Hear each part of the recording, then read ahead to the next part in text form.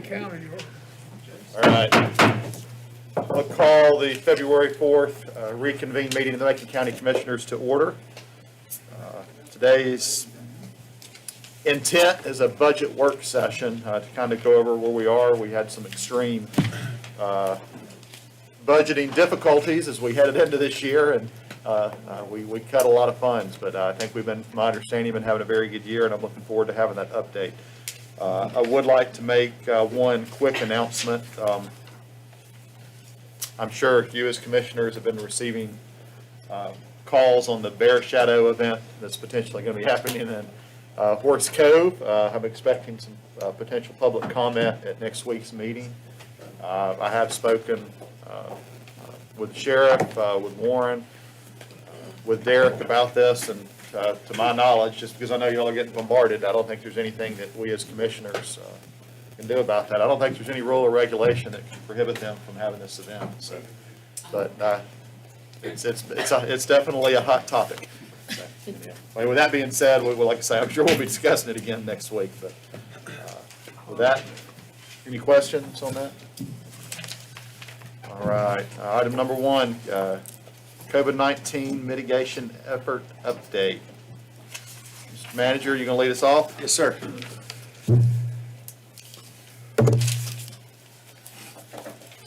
Thank you, Mr. Chairman and Board.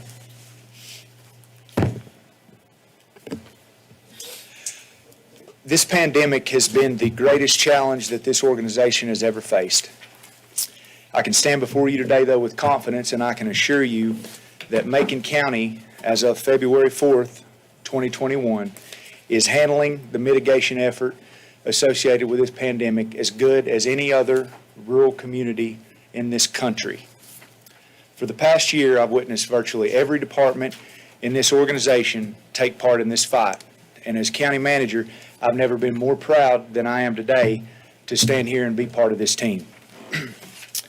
At the Commissioners' meeting on January 12th, 2021, Macon County, like all counties across the state and nation, was in the infancy stage of the vaccination process. Now, similar to every other aspect of this COVID-19 pandemic, the vaccination process that accompanied it was a first for this organization. The moment vaccine became available, our phone system was overwhelmed with calls to the testing and vaccination call center. In the days leading up to the January 12th meeting, our call volume was exceeding 500 calls per hour, every day. This resulted in a complete shutdown of the entire county phone system for hours and sometimes days at a time.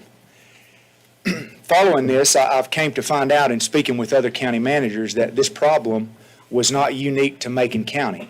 It was being faced by many counties across our region as well as across the entire state of North Carolina, and it still to this day has not been fixed in some.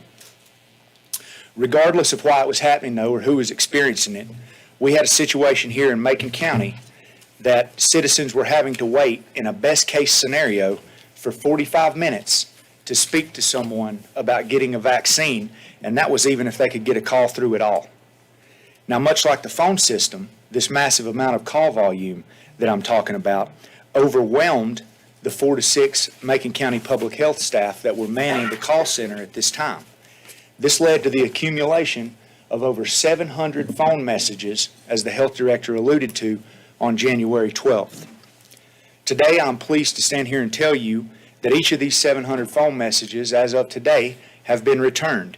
This has resulted in the enrollment of hundreds of Macon County citizens into the state's CVMS vaccination registration program. The 45-minute wait time that people were lucky to experience on January 12, 2021 is now down to less than 4 seconds, as we have multiple call centers up and running, one specifically for testing and one for vaccination. Today, these call centers are staffed daily, not with 4 to 6 people, but with 15 to 20 people. These multiple call centers have been in place and running since January 16, 2021. Much thanks to a partnership with Mr. Phil Drake, who's graciously allowed us to establish one of these call center locations at his training and education building. He's provided us with equipment.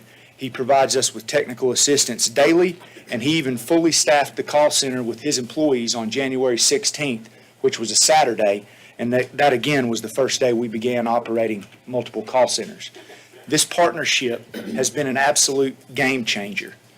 The bottom line is that if today if you're a Macon County citizen or resident and you want to register for a COVID-19 vaccine, you want to get placed on a vaccination wait list, you want to get tested, or you have any question whatsoever regarding COVID-19, you can make one phone call, and that phone call will be answered within 4 seconds. The call centers have been staffed moving forward using county employees from multiple departments as well as Macon County Public Health. We have utilized employees from the Sheriff's Department, the DSS, the Tax Office, Information Technology Department, and Recreation.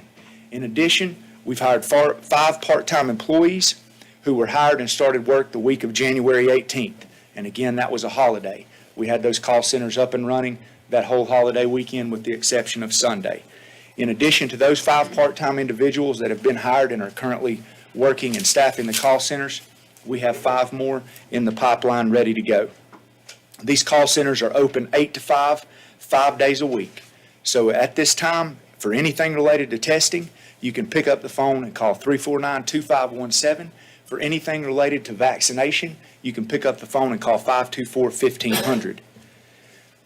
We've utilized the efforts of volunteers at these call centers as well. Since we started operation of the Drake Call Center on January 16th, 23 of the 32 volunteers that we have registered through today, which have included 4 RNs, 2 EMTs, and 17 which are classified as non-medical, have assisted us with getting people registered for the vaccination at this call center. This volunteer effort has also included a training session conducted via Zoom on January 20th, where we invited members from our local religious institutions and civic organizations to invite them to teach them how to register members within their respective organizations or congregations, how to register those individuals for the COVID-19 vaccine. We had 12 people attend this training session. As of today, these call centers have assisted with the registration of approximately 5,000 Macon County citizens, all of which have now been placed on a waiting list rather than given an appointment slot. Now, this wait list was developed from scratch by our Information Technology Department, and it has brought about a more efficient means of scheduling in response to an ever-moving target that we've been presented with by the state of North Carolina with respect to the vaccines. It contains face-specific information by which individuals on the list can be sorted and contacted immediately via phone, email, or reverse 911 if they are in the appropriate phase and we have vaccine available. Let's talk about testing and vaccinations real quick. On January 21st, 2021, Macon County began administering drive-through testing and vaccinations 5 days per week at the Macon County Public Health Center located at 1834 Lakeside Drive. Now, how was this possible? After the January 12th meeting, we immediately went into action. We laid out the plan, reformatted some vehicles, reformatted the drive-through entrances and exits at the health department, and made it possible to do drive-through and testing, drive-through testing and vaccinations 5 days per week. I went out there on January 16th, which was a Saturday, and that was the day that we began operating multiple call centers in multiple locations. And if you've been out there, you know that the structures that we drive through and test under, they're huge metal canopies. They have to be moved using equipment. It's a big feat to move these things. We have tents, we have shelters set up that people are in, trailers that had to be moved out there. Went out there on January 16th, 8 o'clock in the morning, had eight or nine guys from maintenance out there that blowing blue snow. They were already out there working, getting this stuff moved, worked all day Saturday and all day Monday, getting these things repositioned so that we could open up and move forward with this new revised testing and vaccination plan. And while we're on the weather out there, this has made it extremely convenient. It is extremely convenient for me as a consumer. If I want to be tested, or if I want to be vaccinated, all I have to do is drive up in a car. But I want to tell you, since January 21st, we've had some of the coldest days that I believe we've had this winter. And it's been harsh conditions, some days cold and raining. And these folks out there that have manned this testing and vaccination center, whether it be the nurses that are out there administering shots, the National Guard that are here assisting us, the EMS, the paramedics, the people out there sitting under these canopies registering people as they come through. It is very convenient for the consumer, but it's a tough task to sit out there all day in those elements and do this for 8 hours a day. And those people right there are the heroes in this whole thing, and they're the ones that, next time you see them, give them a pat on the back and thank them, because they've done a tremendous job, each one of the agencies that have came together and made it possible for us to do this. Macon County EMS assumed all testing duties on January 21st, 2021. COVID-19 testing operation is now staffed using EMS, fire, veteran services, and dental clinic employees. This testing operation, which is capable of testing up to 40 people per hour, 320 people per day, has tested from January 21st through February 3rd, has administered 481 tests. And what that is we've really saw the demand for testing decline after there was a dramatic increase following the Christmas and New Year's holidays. We saw that dramatic increase, but we have since that demand has continued to fall off. All this has played in, these things that I've discussed have played into the vaccinations in some way. Now, as of January 21st, and again, this new testing and vaccination layout at Lakeside Drive, combined with the establishment of multiple call centers, the hiring of additional employees, the ability for Macon County employees to work longer, work holidays, work weekends, all from the funds that, through the foresight of this board, were authorized on the January 12th meeting. The volunteer efforts that we've had, the assumption of testing duties by emergency management, lessening that burden on the health department, and the assignment of 10 National Guardsmen, 4 of which are back here right now entering data of Macon County residents that have registered into the CVMS system. They're right behind this room. We now have the capacity in Macon County to administer 2,250 vaccinations per week. And what was ironic was, after the January 12th meeting, as I said, on Wednesday, we were meeting, discussing this new layout, discussing ramping up our efforts. On January 19th, we received an email from the North Carolina Department of Health and Human Services. The title of this email was a vaccine allocation survey. And they were asking all counties in this email to ramp up to their maximum testing capacity as if an unlimited supply of vaccine would be available in the coming days. So Macon County Health Director responded to that email on January 19th. That same day, we was already sitting on G waiting on O at that point. She responded to DHHS and said, we can do 2,250 in Macon County. We heard back from the Department of Health and Human Services on January 22nd and told that our allotment would remain at 200 doses a week for the coming week. Now, why was that? DHHS went on in that email to say that vaccinations that had been, that were going to be allocated to Macon County and counties across the state had now been pulled to be used at massive vaccine events that were going to occur in Mecklenburg County at the Charlotte Motor Speedway and the Carolina Panther Stadium. Many counties across the state, following this turn of events here, were forced to cancel previously scheduled vaccination appointments and forego scheduling new vaccination appointments. Now, shortly after this incident, on January 28th, Department of Health and Human Services hosted a conference call with county managers from across the state of North Carolina. During this call, Mike Sprayberry, who's the Director of Emergency Management for the state of North Carolina, acknowledged this aforementioned mix-up that I just discussed was a mix-up on part of the state. And in order to make up for it, according to Mr. Sprayberry, the state's olive branch was going to be to begin notifying counties of vaccine allotments 3 weeks at a time. In other words, they're going to tell you how many vaccines you're going to get per week for the next 3 weeks. And this was made in an effort to provide counties with consistency and predictability regarding vaccine administration. Now, we were notified later that day, after that conference call, that Macon County would be receiving 300 doses of vaccine per week for the next 3 weeks. Swain County, I believe, got 100. Jackson County got 400 at that time. So as a result of the state, and you can call it dropping the ball, messing up, whatever you want to call it, followed by a vaccine supply that we were notified that we were getting, that we are literally able to do in one day. We can deliver the vaccines that we're receiving from the state. For the week, we can deliver those in one day before 2 o'clock. So this forced Macon County to have to cancel 1,700 appointments that we had previously scheduled for vaccination. Now, after the January 28th notification, the state informed us earlier this week that for next week, we would be receiving 400 vaccines rather than the 300 in the coming week. All of which the previously canceled appointments have already been scheduled, and the vaccines for these individuals will be administered in the coming days. And this again goes back to, I made a statement earlier about the vaccine registration system. This was something that was made from scratch by our IT department that allows us now, rather than scheduling people and having to cancel it, and as I said earlier, we've got an ever-moving target from the state of North Carolina on vaccinations. They've told us 3 different things in 2 weeks.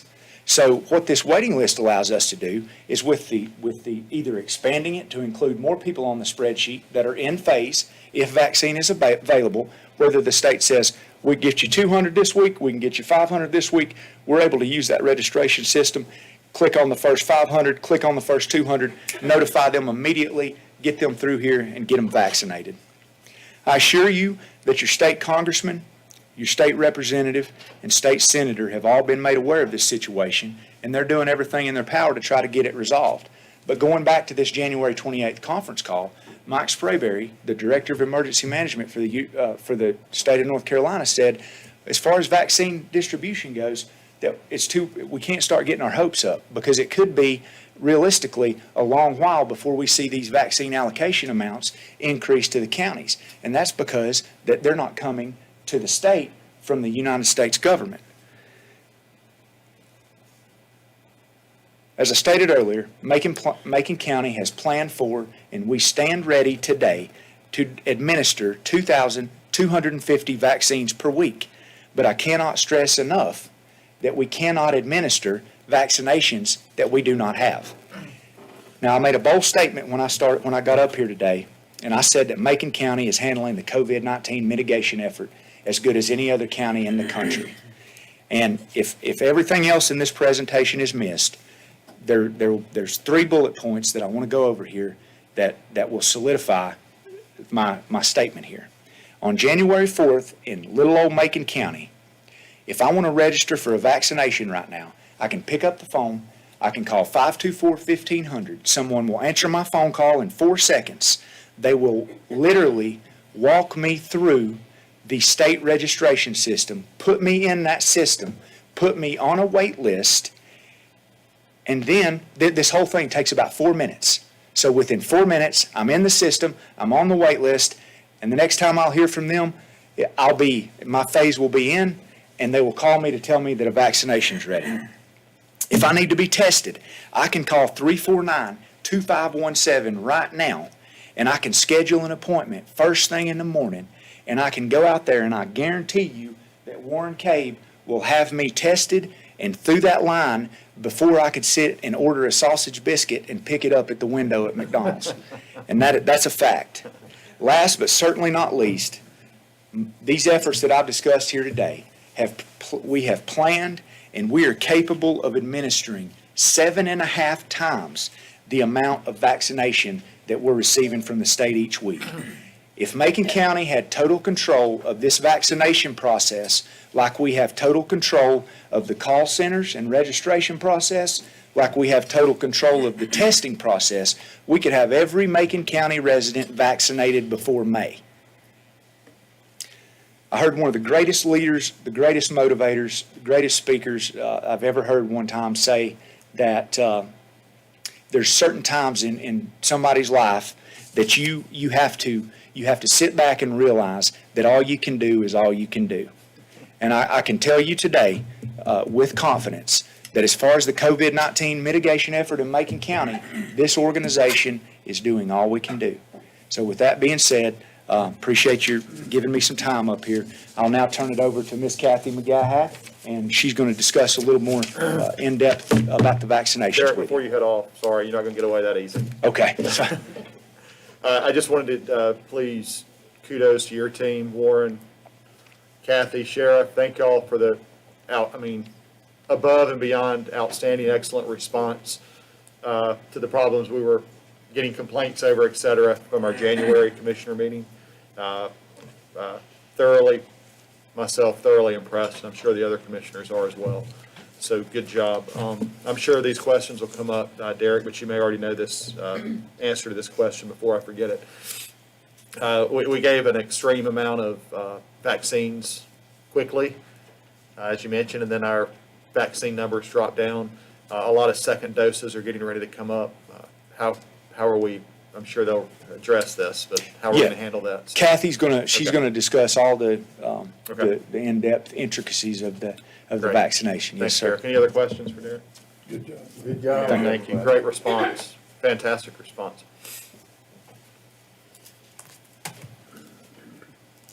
Hello, Kathy. Good, Kathy? Hi, how are you guys? Derek did a great job telling you kind of the overall picture. I'm going to get a little bit more in depth about vaccine. So, like he said, we have been working with the state on a weekly basis to determine how much vaccine that we're going to have and be able to administer since the end of December. And so, we're probably on calls on a every other day basis, learning some new information. So it is a moving target, like he said. To date, we have received 1,900 first doses for Macon County Public Health, okay? In addition to that, we have had 980 doses transferred from other organizations through Macon County Public Health for community events up in Highlands. So those two added together are the total number of doses that we have. So that's 2880 is what we've had total sent to this area.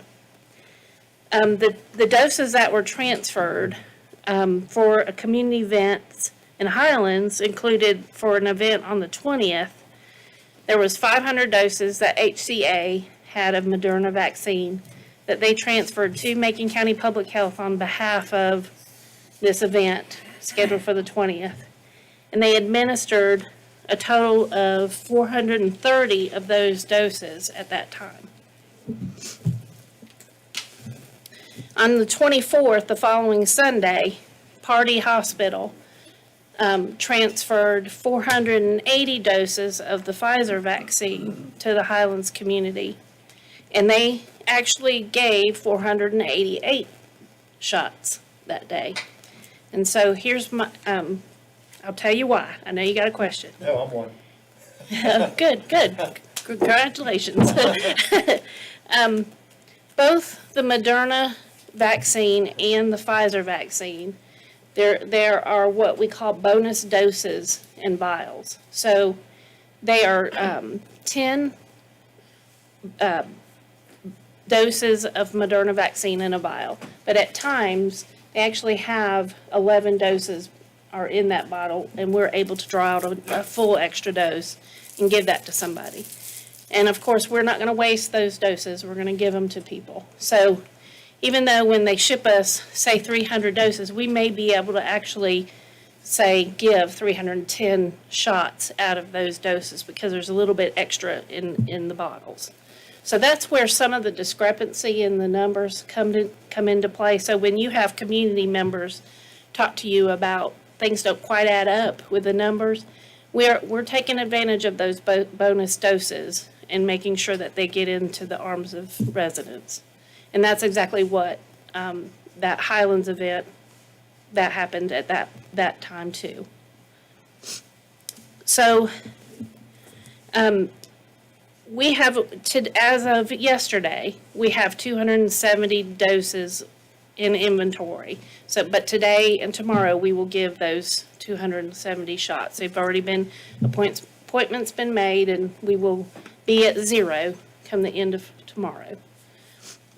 We get notification Wednesday, Thursday, it depends on the week, about how much we're getting for the following shipment that's coming on Tuesday.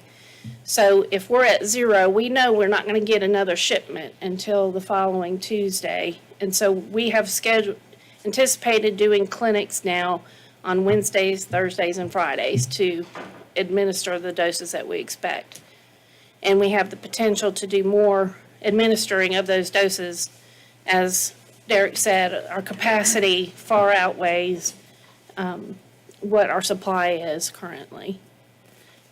I know he said 2,250, and over time, I think that we're probably could administer closer to 2,500 shots in a day or in a week, just because of the efficiencies that we have learned and things that we have learned by doing this. I do want to tell you about the last time we were here. I wasn't aware at the time, but shortly after the meeting, I learned that we were going to receive help from the National Guard, and we did have some guardsmen come. We've actually had 2 what they call strike teams come to help. One was a unit of 4 that is completely devoted to CVMS data entry. The other was a group of 6 that 4 of them actually can administer the vaccine, and 2 of them were devoted to data entry. So we have 10 guardsmen here that are deployed through February 19th. And if we see that there is need to continue using them beyond that, we can always request for an extension of their deployment through Warren's radio service that he has. You asked about second doses. These plans that we have generated for our capacity include knowing that we have to incorporate providing the second doses as well. So matter of fact, yesterday and tomorrow we will be giving second doses while we are giving first doses too. So that capacity that we're mentioning about is our capacity for giving first doses, knowing that we've got to give the second dose as well.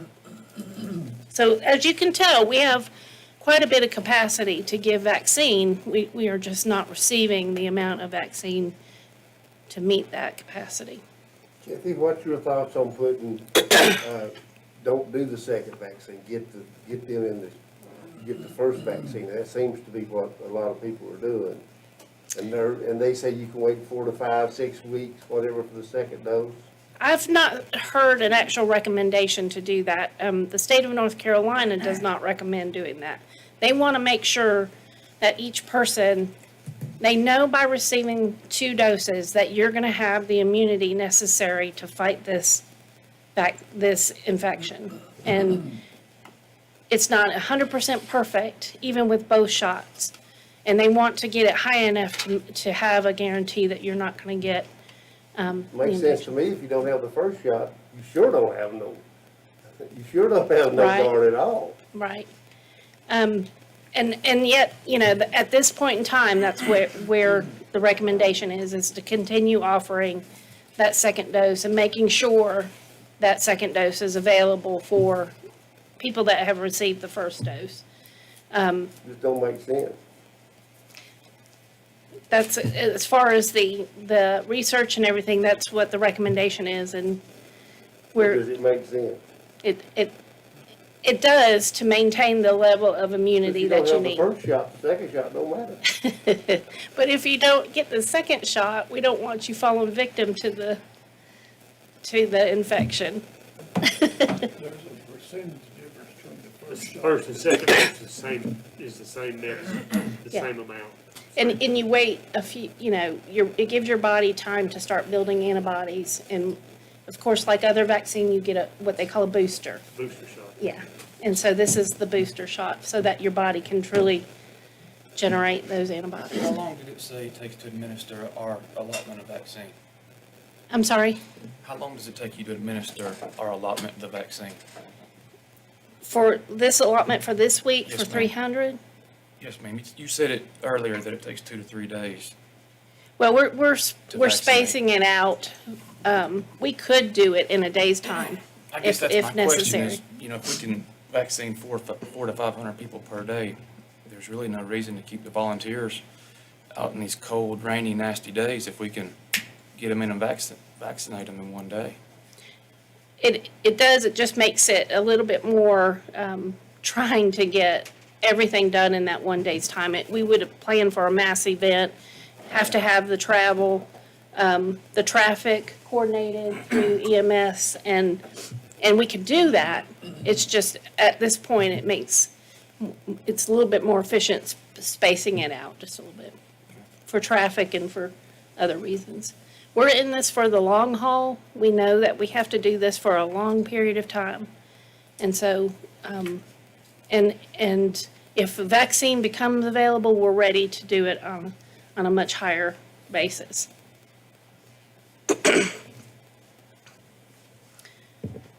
Okay. Events. I do want to talk to you a little bit about contact tracing, because even though a lot of our focus has shifted to vaccinating our community members, we still are available and providing a call center for positive and negative calls that we are making for people that are getting testing, and providing the education still that goes with that. Our aim is for every positive case that we have to make a contact with them on a daily basis to see how they're doing. And that has been trying at times to make that contact, but that is our goal for our positive and negative call center. So we still are maintaining that. Our school nurses are working with our contact tracing staff at the health department to do the contact tracing for the school system. And that is quite the undertaking, trying to maintain all the rules with quarantining and isolating per the school guidelines. So, and that's a lot of phone calls, parents that have a lot of questions and concerns, and so we are still doing that as well.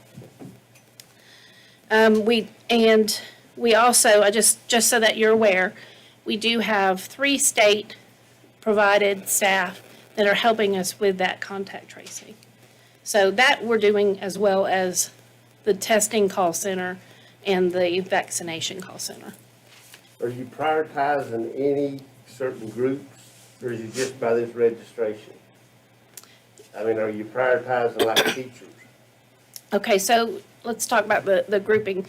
The state of North Carolina recently went from a somewhat confusing phasing to a little bit more streamlined.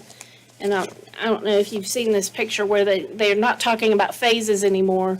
They're talking about groups, and they've narrowed it down to 5 groups. The group 1 included that critical healthcare worker that we did in the first group, that all the health department staff, the hospital staffs, those are the critical healthcare workers that we did in group 1. Group 2 includes the 65 and older individuals in the community, and that's where we are currently. So we're able to vaccinate anyone in group 1 and anyone in group 2. Frontline essential workers When fall. do you think group 2, if you get the vaccine, do you have any clue when group 2 will be done? Again, if we get, it depends on how much we get. Like Derek had alluded to, there's several thousand individuals that are wanting this vaccine. That are So, 65 and over? yeah, that are 65 and older. So, the part that I get frustrated about is that they send us our allocation based on our our year-round population of those age groups. And that's not necessarily what we're experiencing at this time. And I try to keep communicating that and provide evidence that we have people that have second homes here that have chosen to stay here year-round, and that they're wanting their vaccine here, and that we should be getting more vaccine based on that. And as far as that prioritization goes, on that same January 28th conference call that we had with the Department of Health and Human Services, that specific question was asked about, can we prioritize teachers? And I talked to Dr. Baldwin about this. The DHHS representative that was on that conference call said that they have been aware that, or had heard rumors of vaccination events occurring in some places where teachers were moved and prioritized above people that phase was currently up. And the representative from DSS said, or DHHS said that those allegations are being investigated, and if a county is found to be vaccinating out of phase, putting groups and vaccinating them out of phase, they are at risk of getting their allocation supply reduced. Don't make sense either. It's kind of hard to reduce zero, isn't it? Of course, we're not at zero, but Counties are, it's in the paper. Yeah. They're telling you that they've got all their teachers vaccinated and, Yeah. and inviting them all over the state. yeah. When do you think group 3 will begin, which includes the teachers? It will be several weeks from now. At the rate that we're going, if we continue to get a few hundred doses a week and we have 4,000 individuals, it'll be several weeks before, we'll be into the summer before, I mean, this school year will be Okay. probably close to finishing before we have a chance to vaccinate teachers. I like the structure the way it's set up. If we didn't have that, it'd be crazy. You gotta have phases. Yeah, And and, who decides which phase? That's the state office. You gotta follow that. I'm like Paul, you went around and have a gunfight down to yeah, the place. yeah, You didn't have some order in there. Yeah. yep. And, you know, we continue to deal with the frustration of the community between the call center and those that are coming to the health department. We know people are frustrated. I've talked to Dr. Baldwin about the teachers, and that's a big part of them being able to be face-to-face and teachers being, feeling safe enough to be face-to-face. And, we'll get there. It's all of our goal is to get everyone vaccinated that wants to be vaccinated and do as much as we can. And the school system has offered, all the help that they can offer. If we get vaccine all of a sudden and we need volunteers, I know that group will step up and help. So, And what needs to be said is before January 20th, there wasn't even a plan to get the vaccine out. There was no plan. There was nothing in place. And matter of fact, vaccines have been canceled. The orders have been canceled. So this is a brand new system too. So maybe what about the pharmacies? So I want to say something about that because I know that you guys are aware that we've had preparedness efforts going in the county for numerous years. And one of the things that we have planned for numerous years is a max vaccination clinic of some sort. Now, there's details that we didn't know what to plan for. For example, the observation time for the vaccine. We didn't know that was something that we would have had to been built into it. We also didn't, it's how many doses you had to have in order to, we had to work that in to be able to have the capacity to do 2 doses for each person. But that is been in plans for a while, and many of our county plans, it's not just the health department, that was every agency that is currently involved, have been put to fruition that we've been planning all this time. And we've tweaked them to make them a little bit better, but we have been working on this for a while. But the federal government was. No. Right, like you said about Walgreens and stuff, Mike Sprayberry also, when he was saying, talking about the shortage of this vaccine supply, he said, just like it could be a while before North Carolina sees that increase in vaccinations, he said it's going to be a while before you see new providers becoming authorized, simply because there's already more than enough that are authorized to provide all the vaccine the state of North Carolina is getting, so there's really no need to move forward bringing new people into the system when the vaccine's not there to distribute. Walmart, Walgreens, and who else is? I know a lot of CVS. drugstores, yeah, but he was saying, as far as that goes, it's gonna be a while before that the Department of Health and Human Services starts authorizing these new providers. You ain't Simply got- because there's no well, vaccination to give.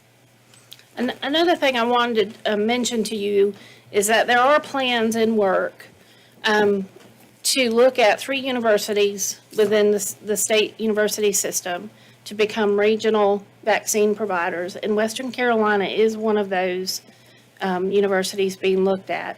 And there are plans in place to make that a major hub for vaccination. And they would receive allocations above and beyond what we get. They're looking at that, a clinic to administer for the region, not just for Jackson County, but for the region, 6,000 doses a week.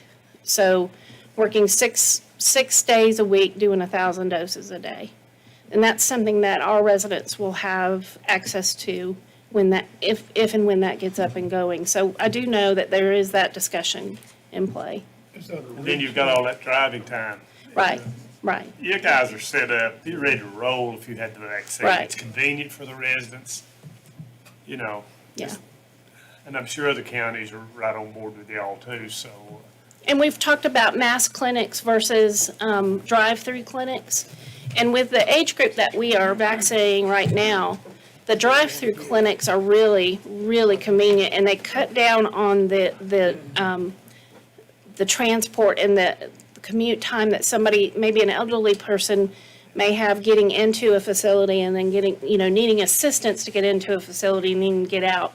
They just drive up, roll their window down, and people are bringing their parents and so forth. So, And it's working. yeah, and it's working. Have all the nursing homes been vaccinated? They've all been through at least their first dose. They haven't quite made it, of course, we haven't had time to get them through all their second dose yet, but they've all made it through their first dose. So we are working, and we are, any individual that is caring, like home care, we're working those in as, they're in part group 1, 2. So we're working those in as they make calls and they tell us their situation and so forth. We're also working with Warren, remind me the name of that program. The Community Medic Program, and with the Highlands Group, doing homebound individuals. So we have a plan in place to do homebound individuals. Wonderful. Yeah, Got a good plan. thank you. Thank you. Thanks, Kathy. Thank you. Any further questions? Everybody good? Thank you. You're welcome. Thank you. Warren, any comments? Yes, I'm next. Welcome, Warren. There's actually a copy of my report on your desk here. I'm going to talk very briefly about testing. Derek did a real good job of saying where we were back in the middle of January. We actually had a community testing event that we already had scheduled in Nanahala on the 19th, that we'd already promised that to those folks. So we went ahead and we did the community event in Nanahala.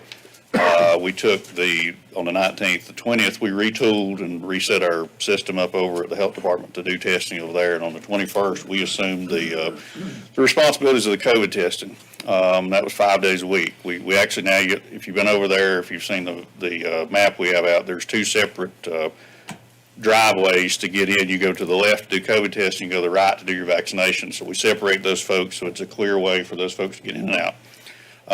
Derek talked about staffing. We on a routine basis, we use emergency management or EMS, fire, veteran services, and the dental clinic staff. One of the things we do, we have a Google Calendar that has our minimum staffing, and I'll talk about numbers in a minute.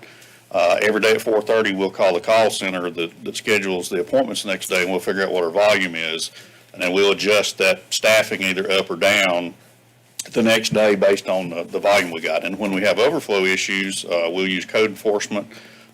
We'll use the sheriff's department. When we know that we have a high volume of traffic, there's a high volume going to the other side, and there's people using the services at DSS and those other places over there, we'll have extra people to kind of route them in the right direction. And we have caused some issues.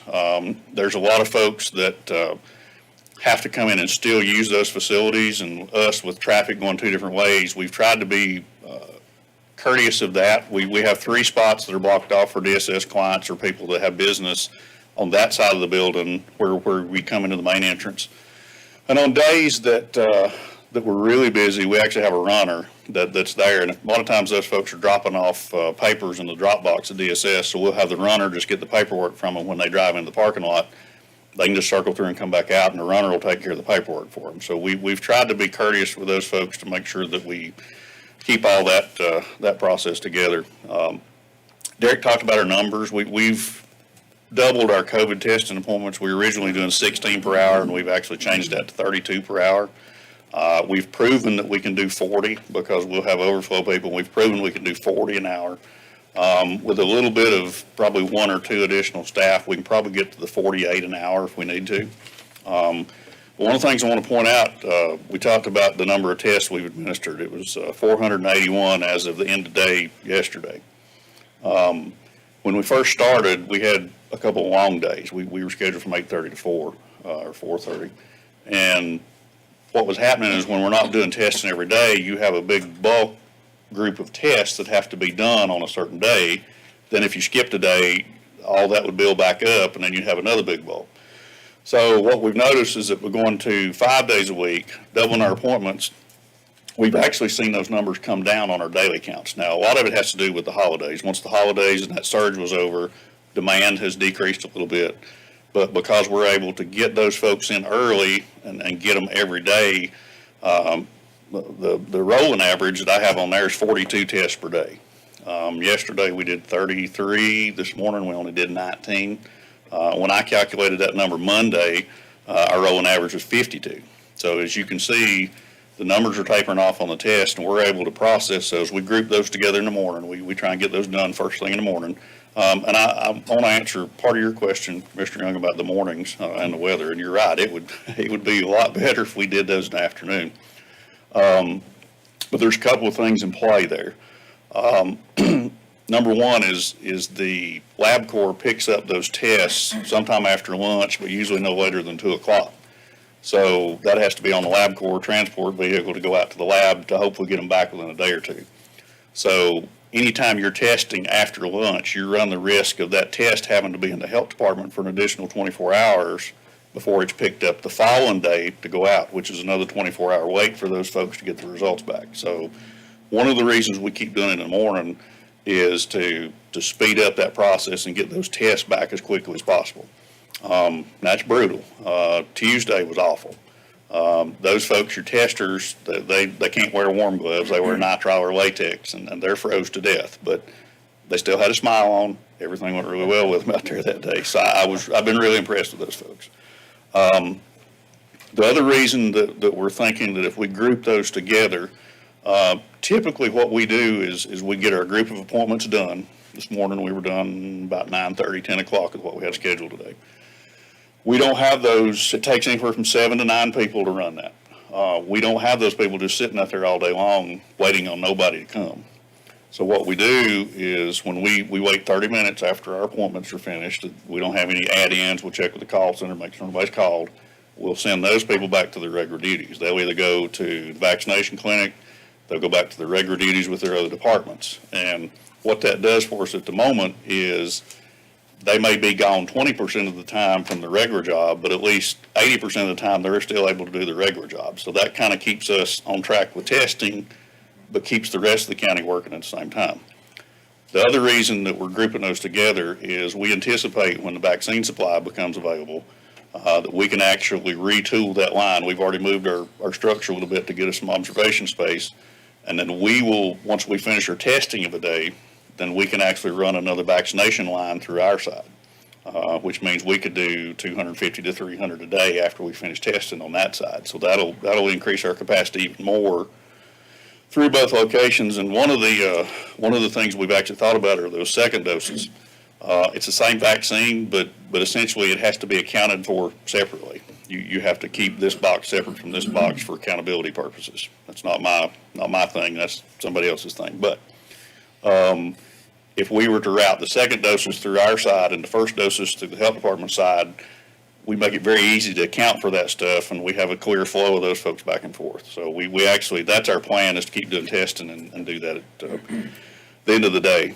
When those folks started, I gave them 2 instructions. I met with them, and I told them I'd like to keep them together because what we found is even though it's not the same people every day, when we keep the same group of people, we kind of get into a rhythm.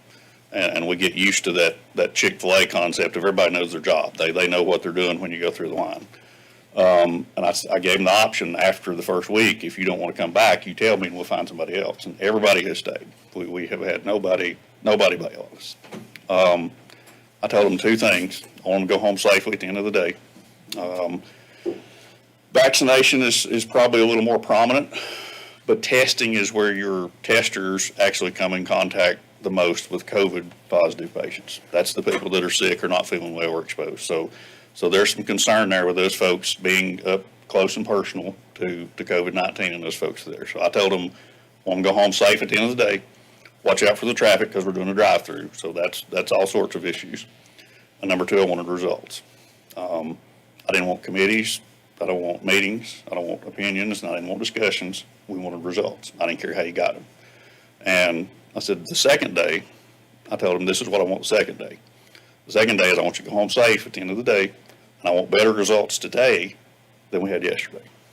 And they have not failed me. Those are, I'll have to say, those folks are very diligent in what they do, and I'm really proud of those folks.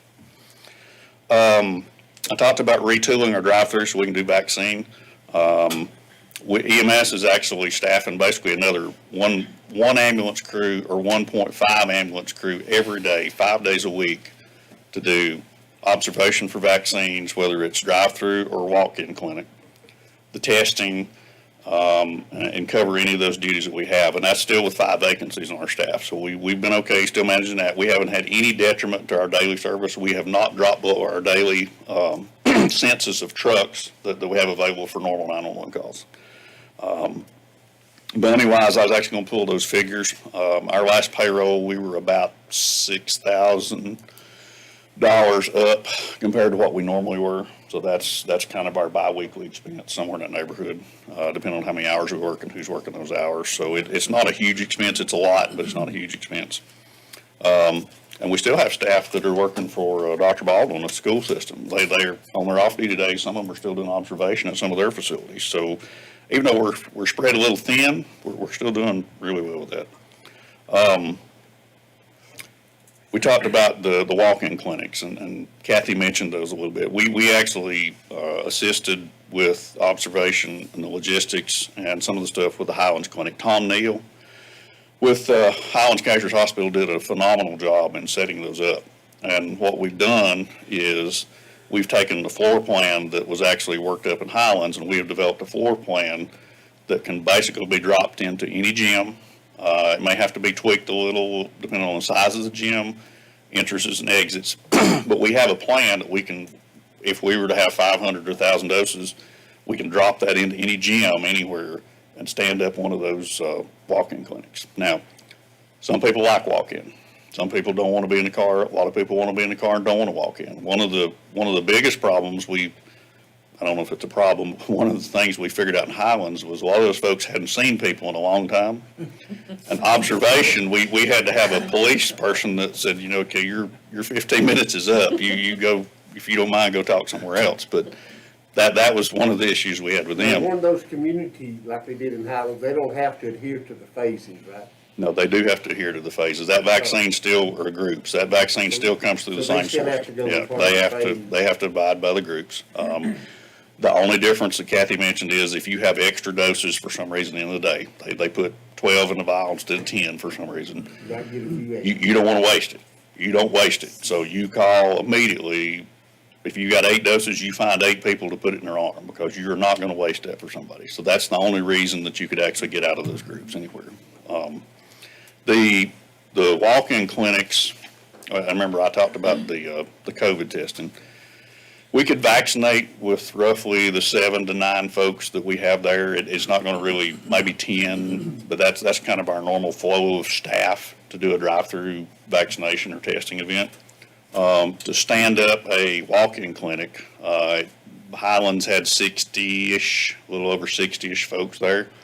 So there's a little bit of and the minimum that I've counted out is 51 that we'd have to do one here in Franklin. So it is possible, but it's not necessarily sustainable over a long haul. If you can keep the 300 to 400 a day constantly and consistently over 5 days, you will actually get more needles in arms over a period of time than you will with a walk-in clinic. Now, if you have those doses and you need to get them out, then the walk-in clinic's the way to go.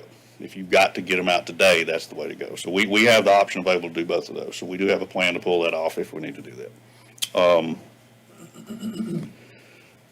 We talked about, I heard you talk about Western and folks going somewhere else. We've actually talked to Macon County Transit about how to group folks. If we had to take groups of folks somewhere to get them vaccinated, that's a little complicated because you can't have but so many folks on a bus, and then you got to get them scheduled, and they've got to be able to get in when they get there. So we have a thought about that, but we have a plan, but we're not sure how feasible that's going to be.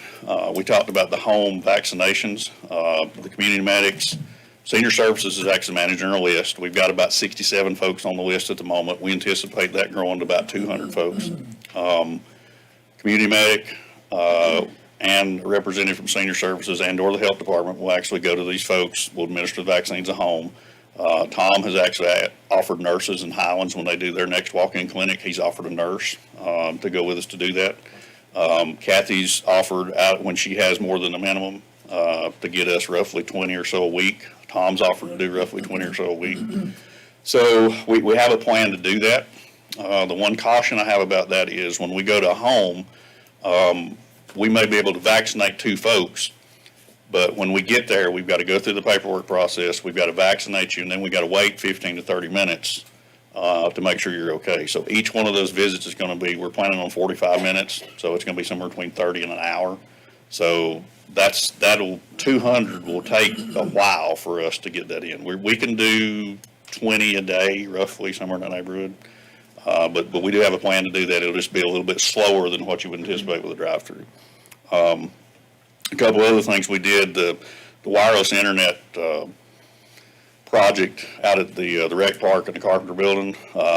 We mentioned that a while back, but that's fully active now for folks that need wireless access for homeschool, for virtual school. They can actually go out there. Those points are all operational.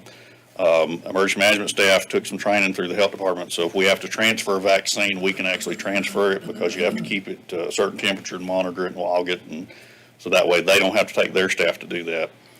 We've been helping MANA, which has still been doing food distribution at the fairgrounds. We still got 4 fire departments that are distributing food boxes, and 2 of those are actually distributing coats and blankets from the coat drive that CareNet had a week or so ago. And then we actually, when you talk about organization, weekly we take the health department's organization structure, our organization structure, and we put it together in an instant action plan that we submit to all the stakeholders so that we know who's doing what this week and what the goals are, and we know who's in charge of which function. With that, Derek, I took way longer than I thought. Is there any questions for me?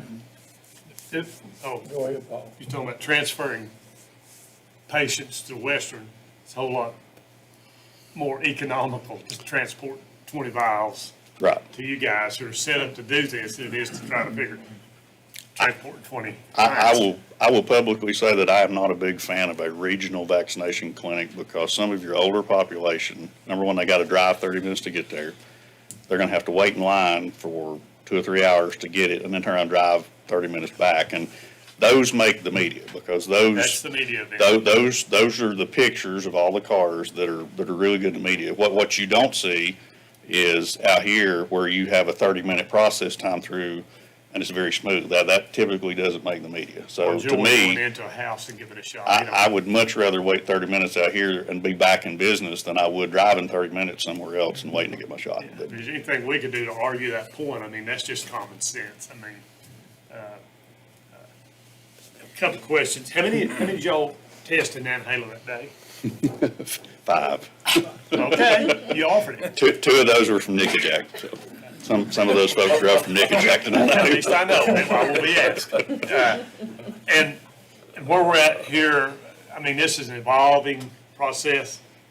At first, everybody was tense. I'm impressed with the response that y'all have developed, the plan. I mean, really, it's amazing. We have a little city built over there now. If you drive through there, we've acquired some things Will be to. close. I'm an isolationist. We talked a lot about rapid tests the last time. That's one of my pet peeves. Is that an option now? When people come up to get tested, We still don't use them. Kathy can probably speak to the validity of those more than me. I'm gonna be honest with you, we have had some facilities where I'm familiar with the rapid tests. The rapid tests have they've either caused false positives or we have had some false negatives, which in turn caused us some problems. So there's still some issues with that. It's a test.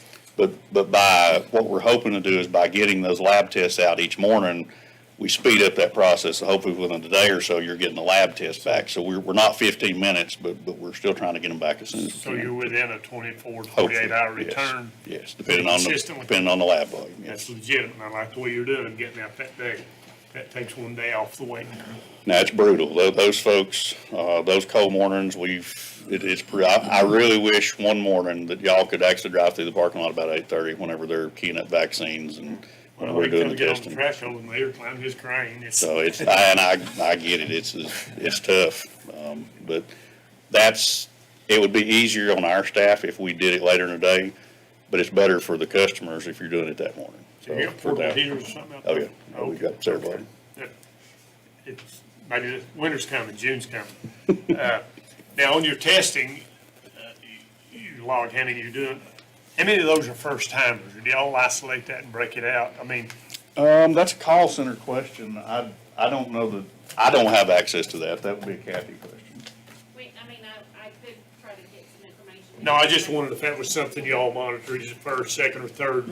My general experience is when I'm out there is a lot of those people have had it done before, because you'd be surprised, probably out of 5 folks, 3 of them have had it done before.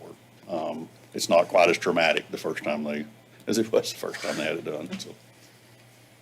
Be like my mama, she kept going until they diagnosed her with something, so. But no, I'm impressed with your approach and your response, so kudos to all of you. I'd like to ask a quick question. So you said it takes 50 to 61 people to set up a walk-in clinic, is that right? Yes, sir. That would be to process roughly 500 vaccines over a 4 to 5 hour period, or 1,000 over about an 8-hour period. I mean, 7 to 8 people to operate a drive-through, why would we even consider a walk-in clinic? What's the benefit?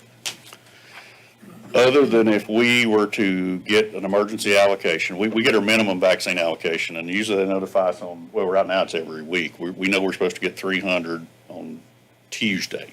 Now, on Thursday night, Kathy can tell you that we'll get notified. The state, you submit plans, we're going to have a special event. Do you have any extra? Send us some extra. On Thursday night late, we may get notified that we get 100 extra, we may get 500 extra. But that has to be completed into the system by Monday night in order for you to get down to 0 in your supply, so you get your full allocation the next week. So I could see, if we really had to push those numbers, I could see doing a walk-in, maintaining the drive-through, doing a walk-in to get those out as quickly as possible to get them into some folks. Now, some folks like the walk-in. They like to walk in and go through the process, and it's not terrible, but I prefer the drive-through because It it's sounds like you could put convenient. another second or a third drive-through. Right, we could. I mean, we could put these things out. And we could Get the actually, allotment. and we could actually do them off-site. It's a little more difficult because we have access to the call center right there. We have access to their computer system right there. We could do it off-site, but we could do one of those off-site. But if we can tool up and they can do 300, and by the time we get done with testing, we can do 250 to 300 a week, and that's just 5 days a week. If we had to go to 6 is probably your maximum, because Tuesday really needs to be a retool day, because you have to have everything in the system by midnight on Monday night to get your allocation. So you better not have any left on Tuesday. So there should never be a Tuesday, because we ought to be down to 0. So that's typically 6 days would be your max that you could pull that off during the week. Man, I just want to say thank you to you, the health department, to the Drake facility. I mean, thank you. Thank you. Yeah, I got a Yes, sir. question. I'm sure you and Dr. Muller was talking about it, but I'm just trying to get a visual on your walk-ins for the gyms. Mhm. I know 712's gyms are used. How do the sanitizing when you leave and stuff like that on a walk-in, seems like Right. the next day at school, and then to use your K4, K6 schools, in a walk-in, I see it's a high probability for the school's getting the negative part of that. Right. Well, one of the gym that we actually have pre-planned to start with is the Carpenter Building. I actually laid out the plan for the Carpenter Building out on Georgia Road.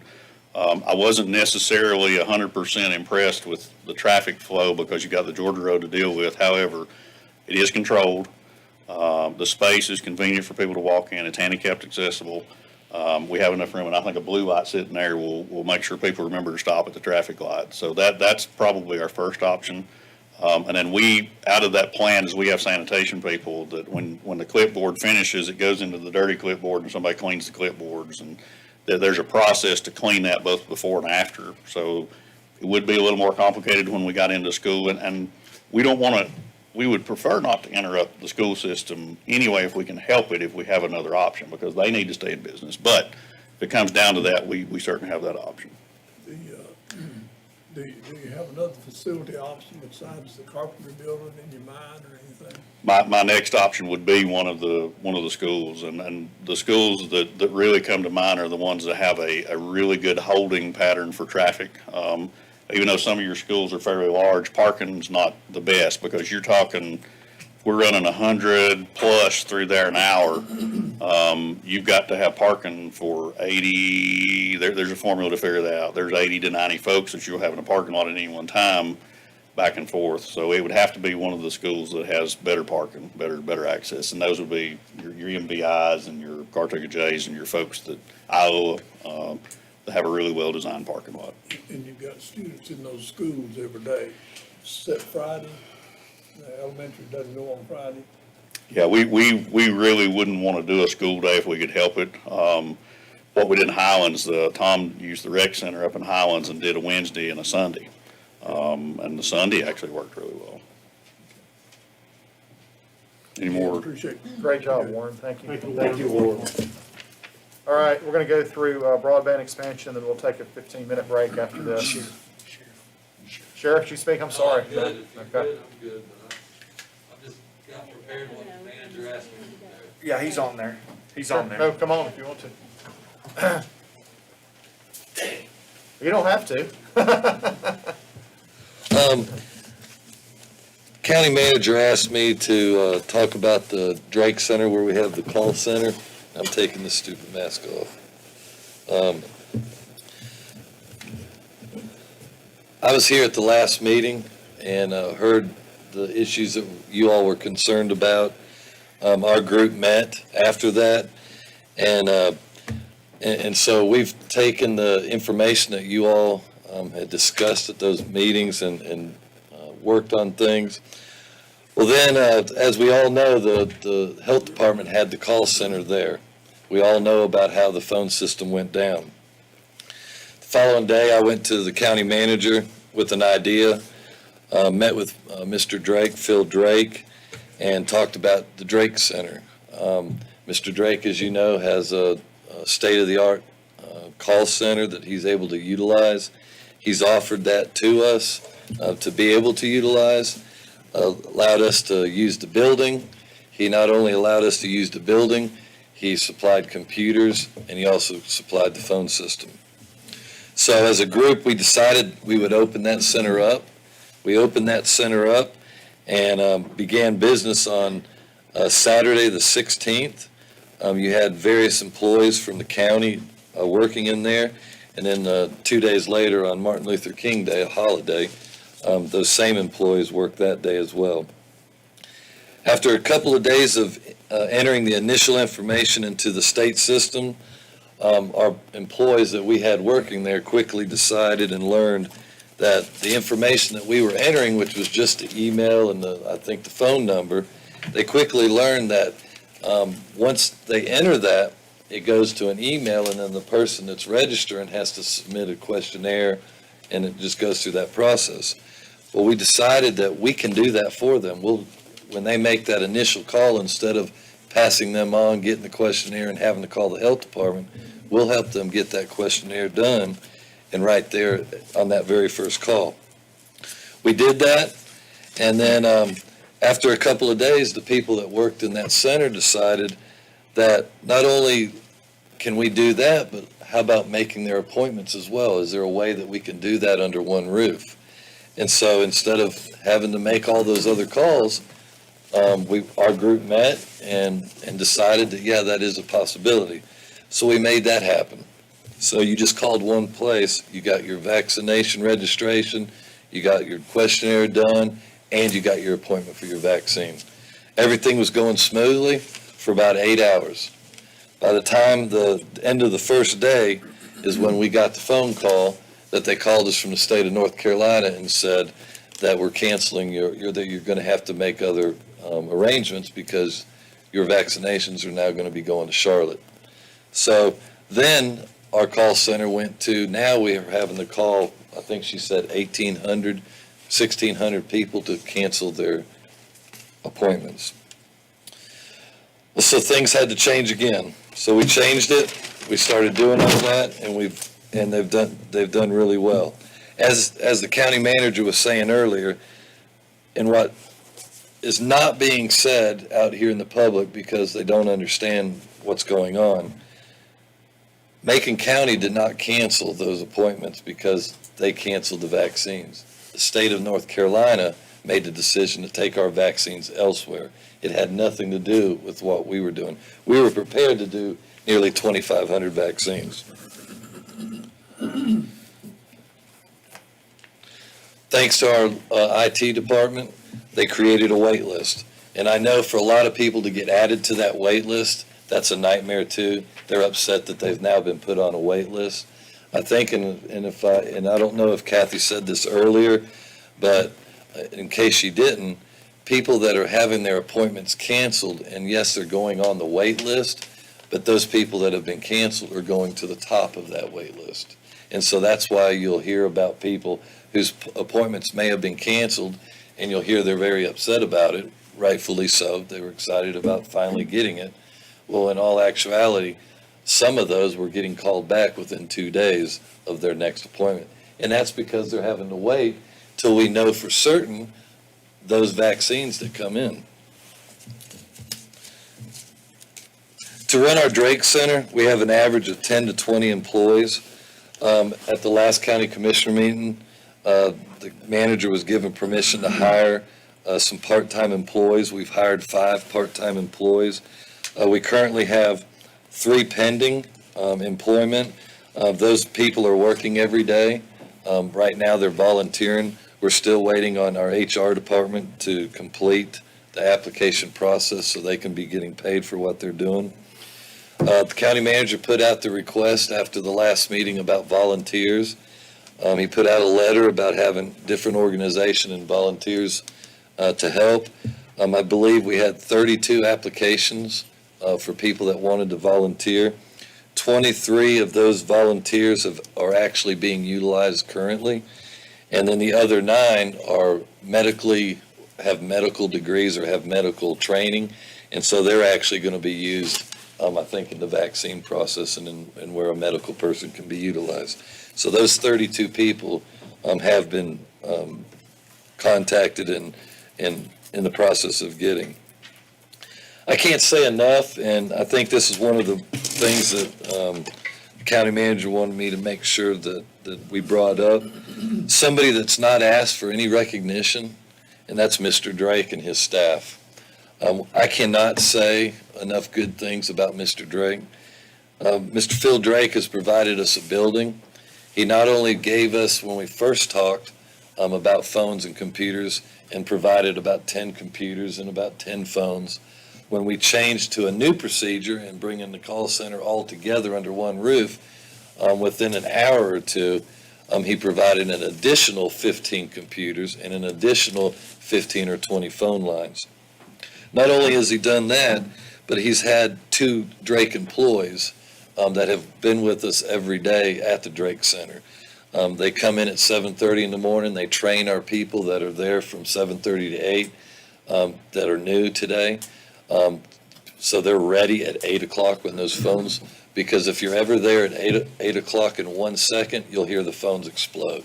They just automatically start calling, and it's one right after another. You heard the manager talk about our call time of 4 seconds, 3 seconds. That's our average time to answer those calls. At the drop of a hat, Mr. Drake has done anything that we've asked. He had on holidays, when we've had snow, he's had people out there pouring salt, making sure our staff gets there. I guess for his employees, sometime through the day, he has snacks delivered to all his employees. Well, because we're in his building and because he's partnered with us, he's also included us into that. So he's even having somebody bring snacks to our employees that are there every day. It's just been amazing. As he said, we have over 5,000 people that are now on the wait list. That's ever increasing. In the 14 business days that we've been there, those people that are working at the Drake Center have answered over 4,600 calls with, again, an average of 4-second response. This morning alone, while I was here, they sent me a text just a few minutes ago at noon. We got our report, and it's a kind of a slow day. And we had 140 inbound calls coming from members of our community. But at the same time, we had 234 outbound. So while they're answering 140 calls coming in, you've also got employees that have made 234 calls to call people to reschedule appointments, to cancel appointments, or whatever they're doing to call our community members. I think it's a point of interest to say, not one time have we had a phone issue at the center. Not one time have we had an internet issue at the center. Actually, the only thing we did have is one of our county printers went down, and thanks to Andy Muncie and his IT crew, I think they had that fixed in about 15 minutes. And no other issue, not one issue, has not gone unanswered. Every single call that's come in, nobody has been put off. Everybody has been treated kindly, professionally, even when they're getting reamed. They're getting chewed out at times because people are upset. And it's amazing. I'm there every day. I go by every day, multiple times a day. And I know Warren has a few people there that he wants to hire as soon as we're done with all this. It's amazing to watch those people, how they're interacting with our community, our bosses, and how they're treating people, even when they are being chewed on. It's just amazing. These people want to be there. To be honest, we're there from 8 to 5. We don't shut down for lunch. Nobody leaves for lunch. And that's not because that's a directive by me or Tammy Keyser, who is supervising that over there. That's something that was decided by the staff there. Because of members of our community, because of Countryside Chevrolet, because of Foxfire Heating and Cooling, and because of Y Insurance, they have contributed funds to the county to make sure that those individuals that are working that call center are being fed lunch.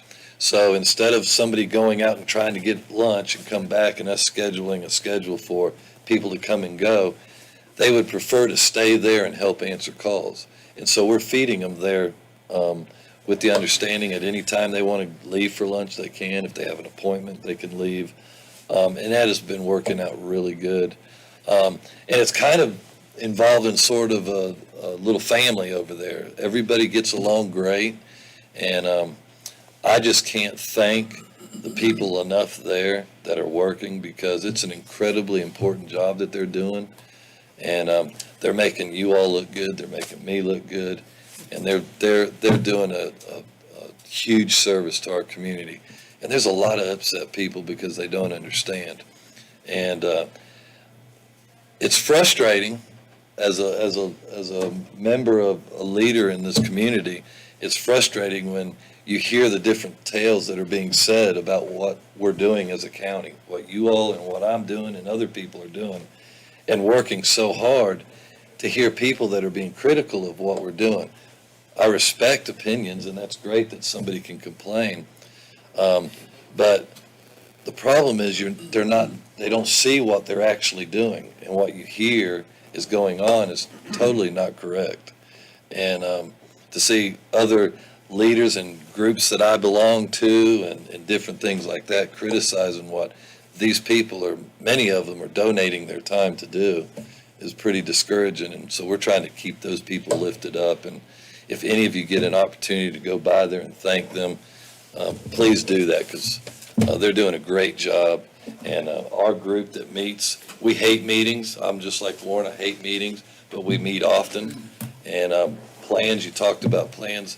I think when you talked about the one plan, that there wasn't a plan, and she started talking about the things that we have planned for, I think what you meant was what the state and federal had no plan. That's right. And we did.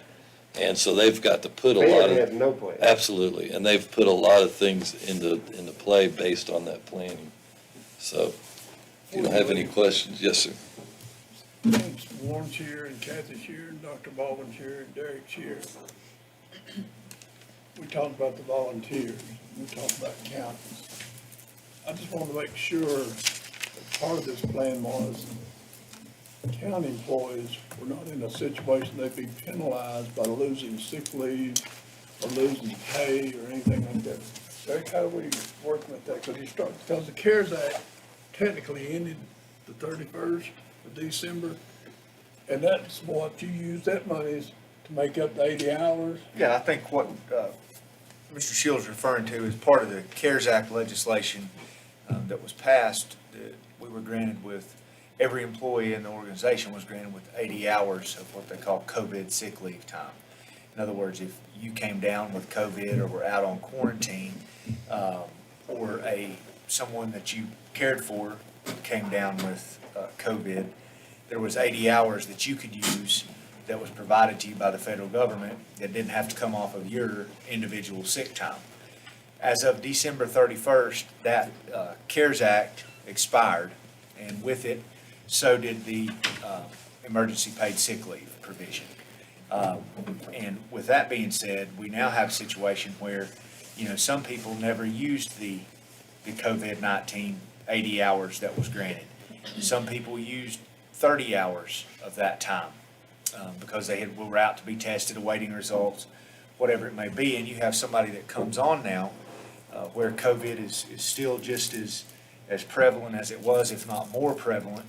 And they oftentimes, if you're brand new, you haven't had a chance to earn any sick leave. So immediately, you're going in the hole with respect to if you have to go out for sick leave. So at this time, the county has not brought forth any proposal. We have discussed it among our focus group. We actually discussed it yesterday. And we have, it has came on our radar. Right now, if the board so desires, we certainly can sit down as a group and put kind of some of the thoughts that we've talked about on paper and bring them to the board for the board's consideration. Tuesday night. And bring them in Tuesday night, if that's the direction this board would like for us to go. We certainly would be happy to do that. Because I just think it's quarantine, you have to go into quarantine 14 days, you need to be.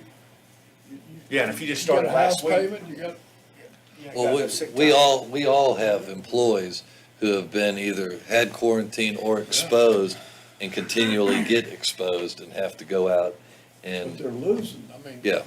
They're working hard, but look, they're going backwards. I think it's up to us as a body to put something together here that we can protect the employees. that's in the process, and we did talk about it. And I know that the manager's gonna be coming to you Tuesday about that. Thank you, Sheriff. Thank you. Thanks. Andy, thank you too. We leave you out a lot of times. You're kind of quiet. You keep it all together. Tommy, you in a hurry? Or you come out? Let's take a break before you go to your I'll be short. You'll be short? Okay, come on, sorry. Do that after. That's what Paul said. Here is information. I hope it'll be short. Thank you, Mr. Chairman, members of the county commissioners. County manager asked me to give an update on our broadband expansion efforts, and I think there's 4 areas we want to touch base on today. Number one is the South Macon project, which if you remember, late last summer, we did a RFP for broadband expansion into South Macon, which is Tessney, Otto, up through Scaly, up to Highlands. We received 2 bids on that, and the Broadband Committee studied both bids, and in consideration of that, thought that Balsam West would be the best, submitted the best proposal, because they offered a more technically diverse approach to delivery utilizing fiber and multiple wireless technologies, including out-of-site, which will make deployment, service delivery, and collaboration much more effective in the long run. So that grant amount that I believe y'all approved the dollar amount for that at $580,000. That grant agreement is being drawn up by the county attorney at this point. That will be submitted for your approval, I think, in the March meeting. After we have a chance to go back and look at it. Yeah, we've got to look at it some more. Basically, this is going to build a fiber backbone. The main part of this will be building a fiber backbone from Addington Bridge all the way to the Highlands area. And the grant funds will be used mostly for the 441 project, which is approximately 6 miles. That whole backbone will cover about 22 miles when it's complete. It'll be a good jumping off point for wireless deployment off that fiber backbone. Balsam West thinks that a potential number of households or residences or users would be somewhere around 2,600 when they get this project off the ground. So, also on economic development front, there'll be approximately 80 businesses in the Otto Scaly area that will be that deliveries will be available for. So as I said, that grant agreement is being negotiated, drawn up and negotiated right now, and hopefully will be up for consideration by the whole board at the March meeting. I'd just like to, the partners who worked on this, which I think deserve recognition, are number one, Balsam West, Little T Broadband, as y'all remember, that community group started this whole process and really laid the template for community development of broadband expansion that I think that can be duplicated in other areas as we do this project and move into other areas within the county. And also Hayward Electrical Membership Corporation is playing an important role for this because they own some existing fiber. Any questions on that project? I see the grant money, that's divided by. That will be 2 payments. Thank you, Mr. Shields. That'll be one payment. Half of it will be out of this year's fiscal year 2021, and next year's next year's fiscal year. Also, before the second payment will be released, there'll be benchmarks that we'll have to make sure that Balsam West has adhered to before we can release that second payment. Such things as have they got all their agreements finalized with their fellow partners, Hayward Electrical and such, to make sure that fiber backbone is in place. So look for that in March. I'd like to ask about the capacity. Say these numbers were to increase by 20, 30, 50%, like that backbone, is it going to be able to carry? It'll be able to carry, that's just their projected number of users they think that will actually, the potential users, okay? But it will be, that tube will be big enough to expand, so, okay. $223 per customer is what we're investing. Yeah, pretty much, pretty much. One time That's investment. So if this works, we need to rapidly look at targeting other areas. Yeah, the whole, the whole model is something I hope we can replicate in other areas. Now, we're not funding, that $223 isn't going to make it possible to run to all those households, but it'll lay that, it's like building a house. It'll be the foundation to where you can jump off from there and connect those folks. Another thing, like Tommy mentioned, the hybrid technology, the fiber in the ground, if we can get that to a tower in certain locations that Balsam West has pinpointed along this corridor, then that even expands the number of customers we're able to serve more. And we're talking about serving with not 5 megs down, we're talking about serving with broadband quality internet. So, Good job. And the business part of it. Yep. The thing that you looked at, going down that corridor is really something that look forward in the future. We have to actually have, actually be able to make those grants, we have to make an economic development argument on that. You've done a good job with that too, and I appreciate it. Well, thank you. I got a couple of more, and I'll let you go, Paul, just stick with me real fast, okay? We gotta get to that. Before you ask all those questions, Paul. I'm just kidding. A couple of other projects that we've been involved in is Balsam West is doing a beta project with a new technology that is CVRS technology. Don't ask me what that is, that's above my pay grade. But originally, we had worked with, I think they'd worked with Warren Cave about using the West Macon Fire Department to deploy this technology sort of as a testing area. That would have covered probably about 75 users. Since then, they have decided to go to Flowers Gap and use that technology there that will up that possibility of up to 300 users.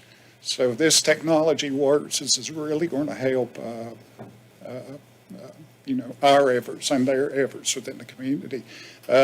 This CVRS actually penetrates tree canopies a whole lot better than current technology. So they're very excited about that. So we got that project, a couple other ones. Of course, fiber runs to Liberty Wood Products. Balsam is working on wireless deployment from that point to a point between there and Burning Town with a wireless tower that will project on over into Burning Town. So those are planning at steady stages, so don't let me get fired up next week or anything. Also, Natahala community, working with Region A, Southwestern community on finding some funding for wireless deployment to the new community center, proposed community center, and the fire department. Working with Russ Harris over at Region A. We've already identified with Warren's help some possible tower locations. The funding we'd be looking at is for actual infrastructure purchase for the towers and stuff. So we continue to work on that, and it's slow, but we're trying to get there. So, Thanks, Tommy. okay, Thank you, Tom. See you, Tom. Thank you. Call a recess for 15 minutes.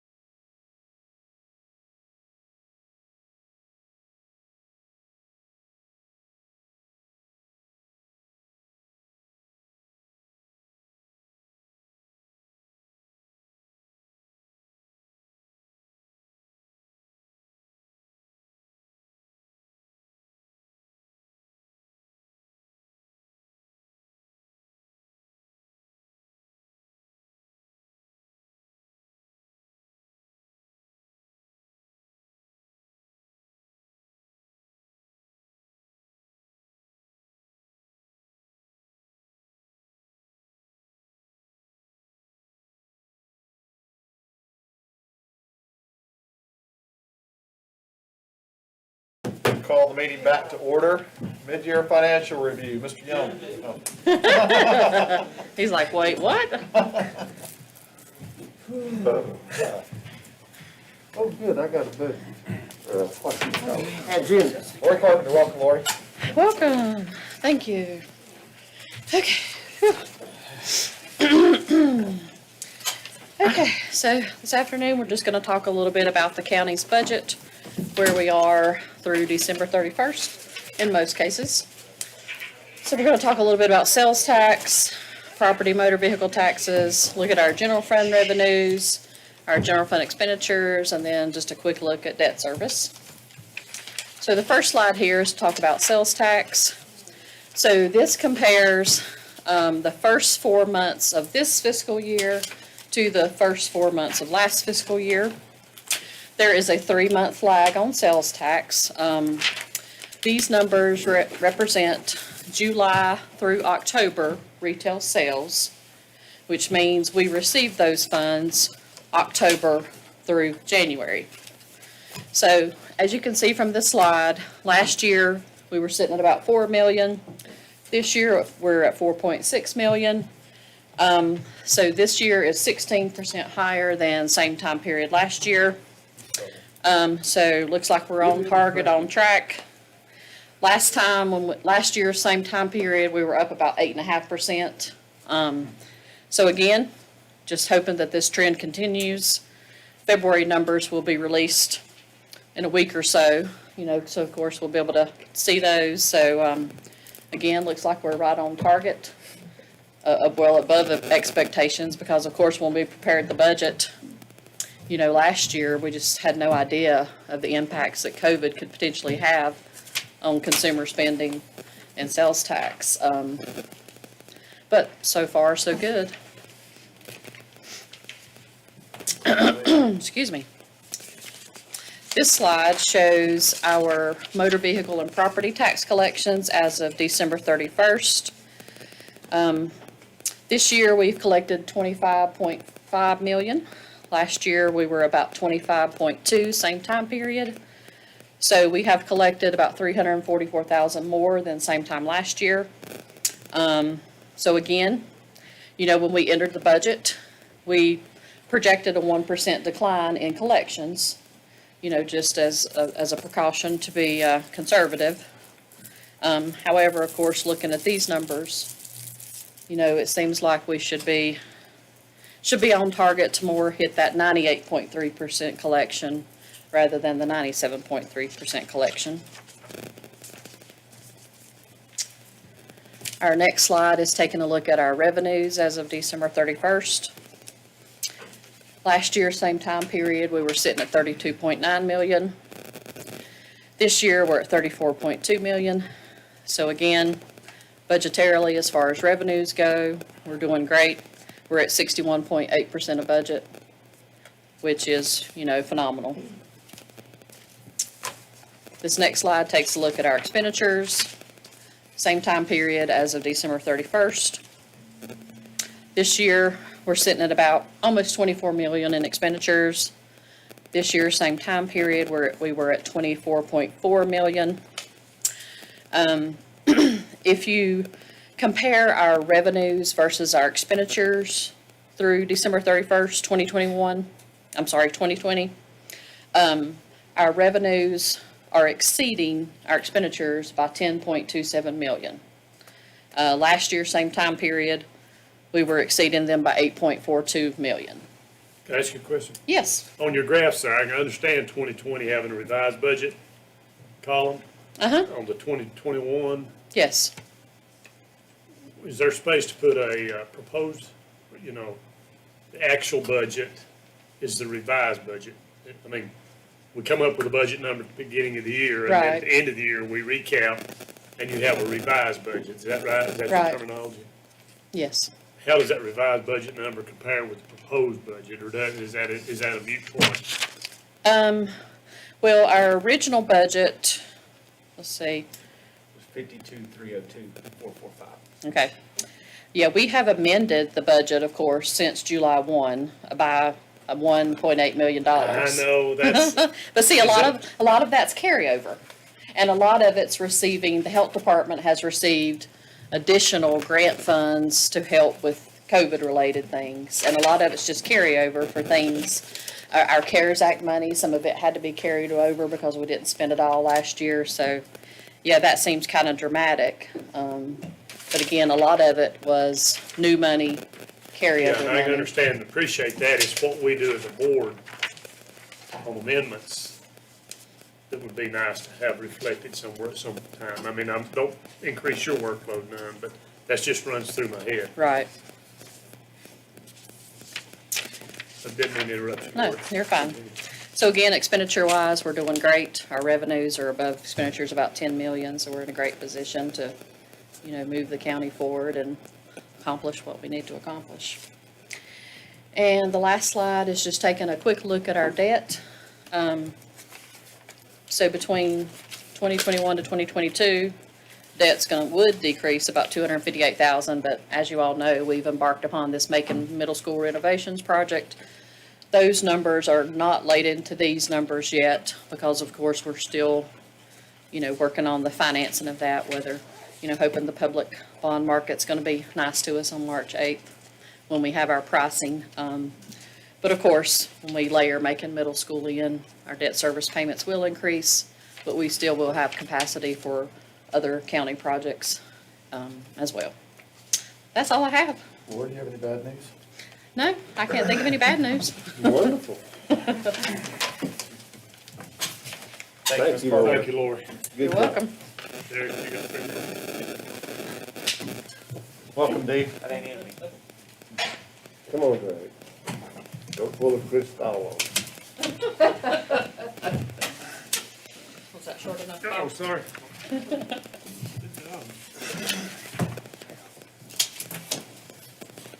Just the facts, just the facts. Just the fact, figures don't lie and liars don't figure.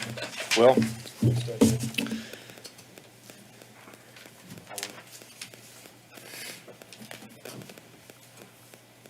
I will go through this like Sherman went through Atlanta. It took days. Let's see here.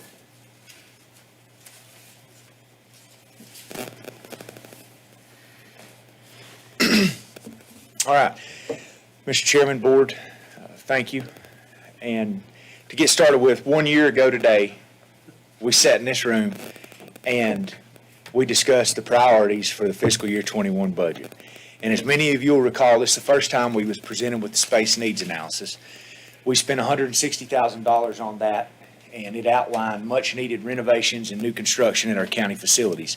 It included some big-ticket items, the Justice Center, new senior center, a library and community center in Nantahala, relocating the Board of Elections office, construction of a new fire safety training complex for SEC, and renovations to the then newly acquired National Guard Armory facility.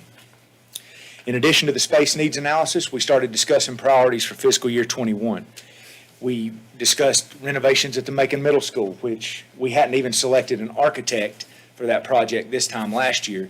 And as of today, we've now received the bids. We're going to be going over them. And right now, Lori hit on them a little bit, but those are looking very favorable, and that's going to be a very good project.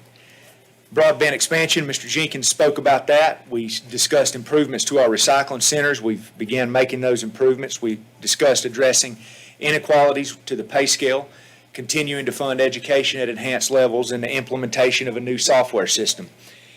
As we now come back here midway through the budget of fiscal year 21, many of these goals that we've set for ourselves during this fiscal year, we've been able to accomplish.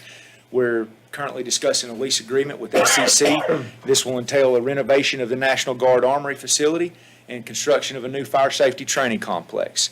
We're in the due diligence phase of a contract in Nantahala that will lead to a property purchase that could potentially be the new location for a community center and library in that community. SEC's recently vacated their classrooms that they occupied in the courthouse annex building here, which could potentially serve as a new location for the Board of Elections office if they see fit. We've purchased and implemented a new tax software system. As I said earlier, we began making these renovations. We had some property gifted to us, and West Franklin for a new community center, recycling center. So we began making those improvements. We will be bringing, as Tommy said, a broadband expansion plant contract to the board in March. And as Ms. Carpenter's just got done sharing with you, we've been able to maintain a solid financial position through all this. In fiscal year 21, we've continued to provide what I will call the finest public service product at the third lowest tax rate or price tag in the state of North Carolina.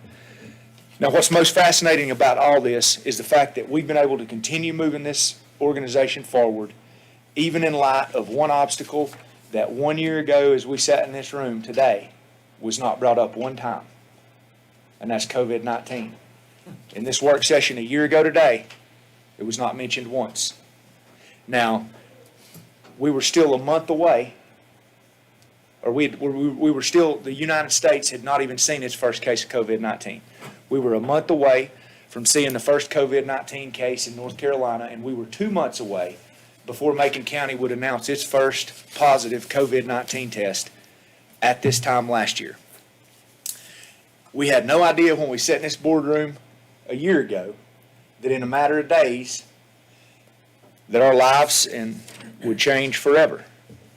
As budget adoption grew near, and this is a slide that I used in the May presentation of this budget, as we grew closer and closer through budget discussions to the time that we were going to adopt this budget, COVID-19 cases continued to escalate across the country, and so did the level of economic uncertainty, not just for Macon County, but for all counties across the state, which this slide shows you here from the different headlines. Sources such as the North Carolina Association of County Commissioners, Moody's Investor Service, all pointed toward a forthcoming recession, and they provided budget guidance based on this assumption. Some sources were indicating in May, when this budget was adopted, that we could see as much as a 50% drop in sales tax during the first quarter of the fiscal year.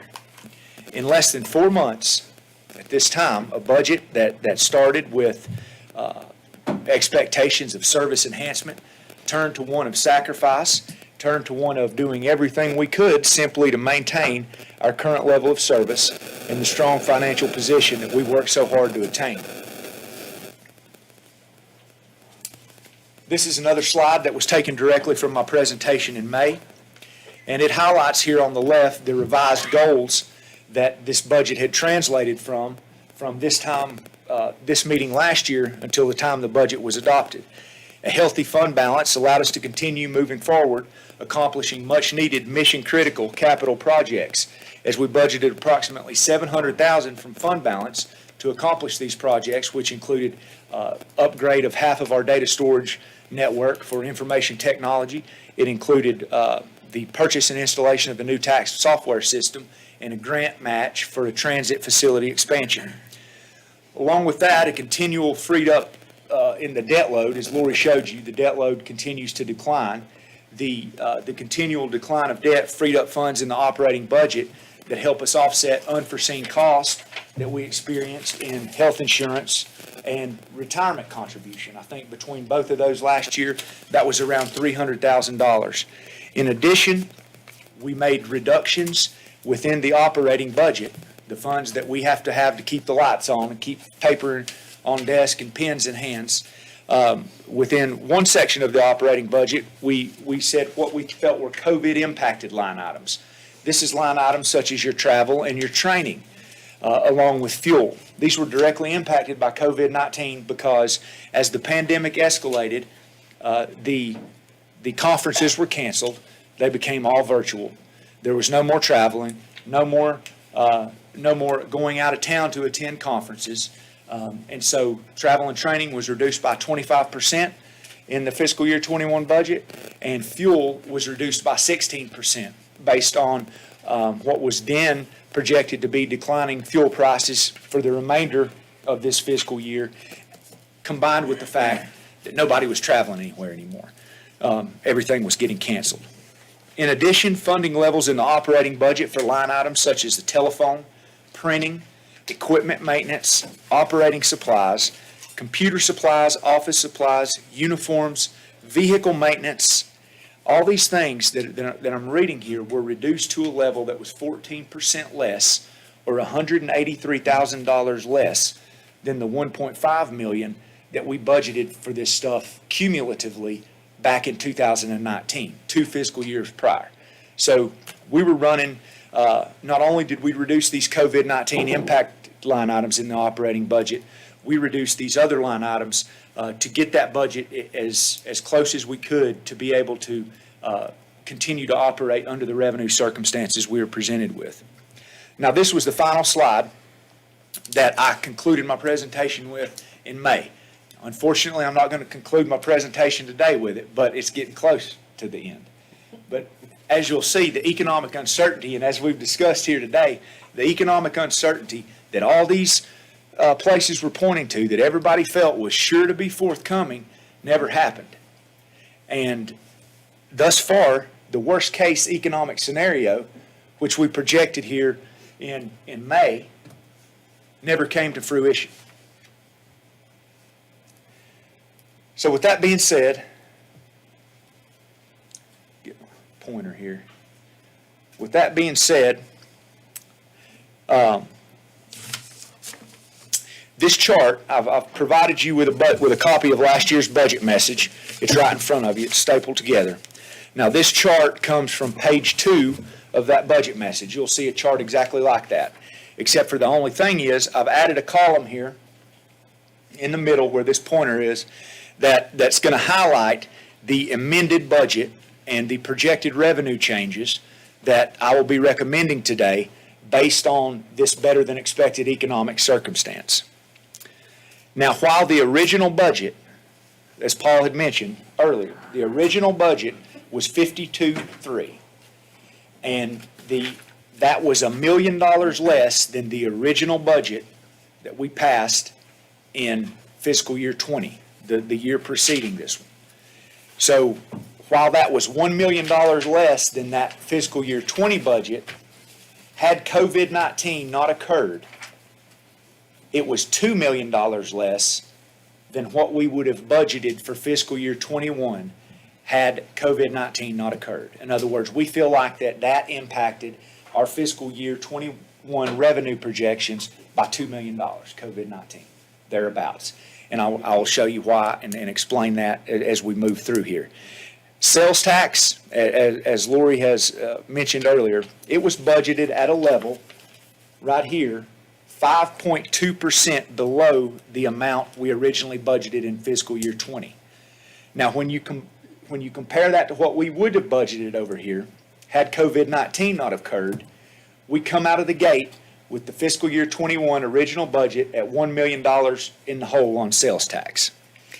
Through the first 4 months of fiscal year 21, sales tax are up in North Carolina 11.5%. They're up in Macon County 16.5% over 2020 actuals during this time period. As this trend has continued, and we anticipate maybe not a trend like this, because we got to keep in mind there's some lean months coming. We're through October on the sales tax that we received, but the winter months are going to be your leanest months. But regardless, the trend that we're seeing thus far, we now feel comfortable increasing our sales tax revenue right here in the amended budget from 8.0, from roughly $8,063,000 to the amended budget level of $8,823,000. That brings us from what was once a $1 million in the hole to now $250,000 in the hole on sales tax projections. We gained revenue there. Lori mentioned we budgeted a 1% reduction in the tax collection rate for ad valorem and motor vehicle taxes. That was because, again, the sources that we consult every year for budget are saying, this is going to impact your residents' ability to pay. This economic recession that's coming. We look back at 2009. Historical data supported the fact that that following the economic recession that we experienced here in 2009, that very next year we saw a decrease in tax collection rate. So that was the best historical data that we had to go by, combined with what we were hearing. So we went ahead and budgeted that a percentage. But as Lori showed you, that is not the case. So what we have done here is we have amended the revenue projections that we originally projected for motor vehicle tax and property tax collections, and that has gained us revenue there as well, as you can see, the same way we compared the sales taxes. Now, all other revenue increases on this page, with the exception of interest earnings down there at the bottom, all these other revenue increases come from service fee revenue increases. To begin fiscal year '21, you can, if you want to look along with me here, if you want to turn to page 7 here in your hymnal, we talk a little bit about service fees there. And to begin the fiscal year, we budgeted a 10% decrease from the fiscal year 2019 actuals. And that was budgeted for the departments of Register of Deeds, Building Inspections, on-site wastewater and wells. And again, this was because of the projected declining economy and the forthcoming recession. And just to give you a little bit of a reference on what the kind of time we were in when this budget was adopted, the budget message here from April 2019 to April 2020, building inspections revenue had declined approximately 14%. Register of Deeds revenue had declined approximately 15%, largely due to a 29% decrease in the number of deeds recording.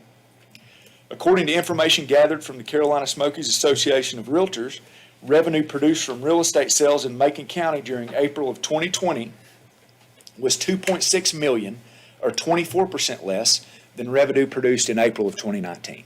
So when you flash back, that gives you a little context of some of the things that we were looking at and the way that things looked to be trending at the time that we adopted this original budget. That, however, was not the case.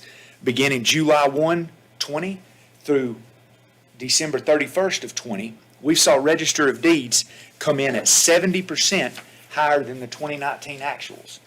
Building inspections is up 3%. On-site wastewater and well fees are 64% higher than the 2019 actuals that we had budgeted for them to be 10% below. So interest earnings here have not been adjusted because, of course, as of today, interest rates are still at historic low levels, and we're not going to get any revenue back there. But I wanted to show you more than anything, this column on the far right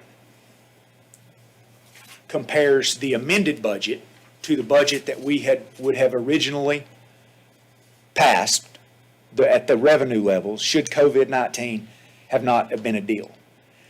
But because COVID-19 was, we ended up 1.9 million short on the original budget of where we would have been otherwise. These revenue adjustments, as you can see in this column, allows us to close this gap from what was once $2 million to now $250,000. We have made it with these revenue adjustments just as if that COVID-19 had never happened, almost. One thing to keep in mind here, of the $1.7 million increase in revenue, only $378,000 of that comes from your ad valorem and your motor vehicle tax collections. And I point that out because that is 58% of the total revenue in the operating budget. That's money that's going to be there. That's a reliable and consistent source of revenue, especially in the light of the uncertain economic times that we're faced with today. From an international perspective, the IMF recently did improve its global economic growth forecast due to the rollout of vaccine, but at the same time cautioned that the world economy still faces exceptional uncertainty as new COVID-19 variants pose new risk. Recent reports show that the United States economy contracted 3.5% in 2020, and the outlook for 21 likely includes reduced consumer and business spending following strong investment in the housing market in mid-2020, which is what we've seen here in Macon County. Lastly, things like the decline in unemployment rate that has begun to slow, and nationally unemployment claims have risen last month, the largest they have risen since March of last year. So the reason I pointed that out with respect to where this revenue, this 1.7 million is coming from, only 400,000 or thereabouts, 378, is coming from this consistent property tax collections, revenue that's going to be there. Service fees and sales tax together while tax collections accounts for 58% of our revenue, sales tax and tax collections combined account for only 23% of the revenue in the operating budget, yet they account for nearly 80% or 1.3 million of this revenue increase that we're seeing here. And Lori hit on the kind of a phenomenal year, is what she said in her presentation. It is a phenomenal year. To give you an idea, the 16% increase we're seeing in sales tax, we've had a few good years in a row. We have had a few good years in a row. From fiscal year 17 to fiscal year 18, at this same time, we were 7% increase in sales tax. From fiscal year 18 to fiscal year 19, at this time, we were 5% up in sales tax collections. And from fiscal year 19 to fiscal year 20, at this time, we were 8.5% up in collections. Never, in all the good years we've had that have strung together, we've never seen something like a 16%. We're up 16% in sales tax collections at this time. That just goes to show you, by giving you that historic context, just exactly how good, how phenomenal this year is. With the Register of Deeds, that was another one of the big ticket items that we went over. One of the items that will be included on your budget amendment here that you'll be looking at in a minute. The number of deeds recorded from 2015 through 2019, 5 fiscal years, if you take the average number of deeds recorded per month during those 5 fiscal years, it's 239. So far, from July through January of fiscal year 21, we've recorded 365 deeds a month on average. That's up, again, from the 5-year average of 239. It has definitely been a phenomenal year there. Although much uncertainty remains for fiscal year 22, I do think that the additional revenue gain from what I will call a booming yet still fragile economy, it's going to enable us to restore capital funding to our priority areas of public safety and education. It's going to enable us to begin working to identify and make recommendations for addressing inadequacies within our pay scale to be addressed in the coming fiscal year that, as we have discussed, we would have been the beneficiaries of in this fiscal year had we not had to scale back for COVID-19. It's going to provide us with operational funding necessary to offset the cost overruns within certain line items of the operating budget that remain out of our control. And lastly, it'll allow us to restore funding to nonprofit agencies that have worked alongside us and played a critical role in helping Macon County combat this COVID-19 pandemic.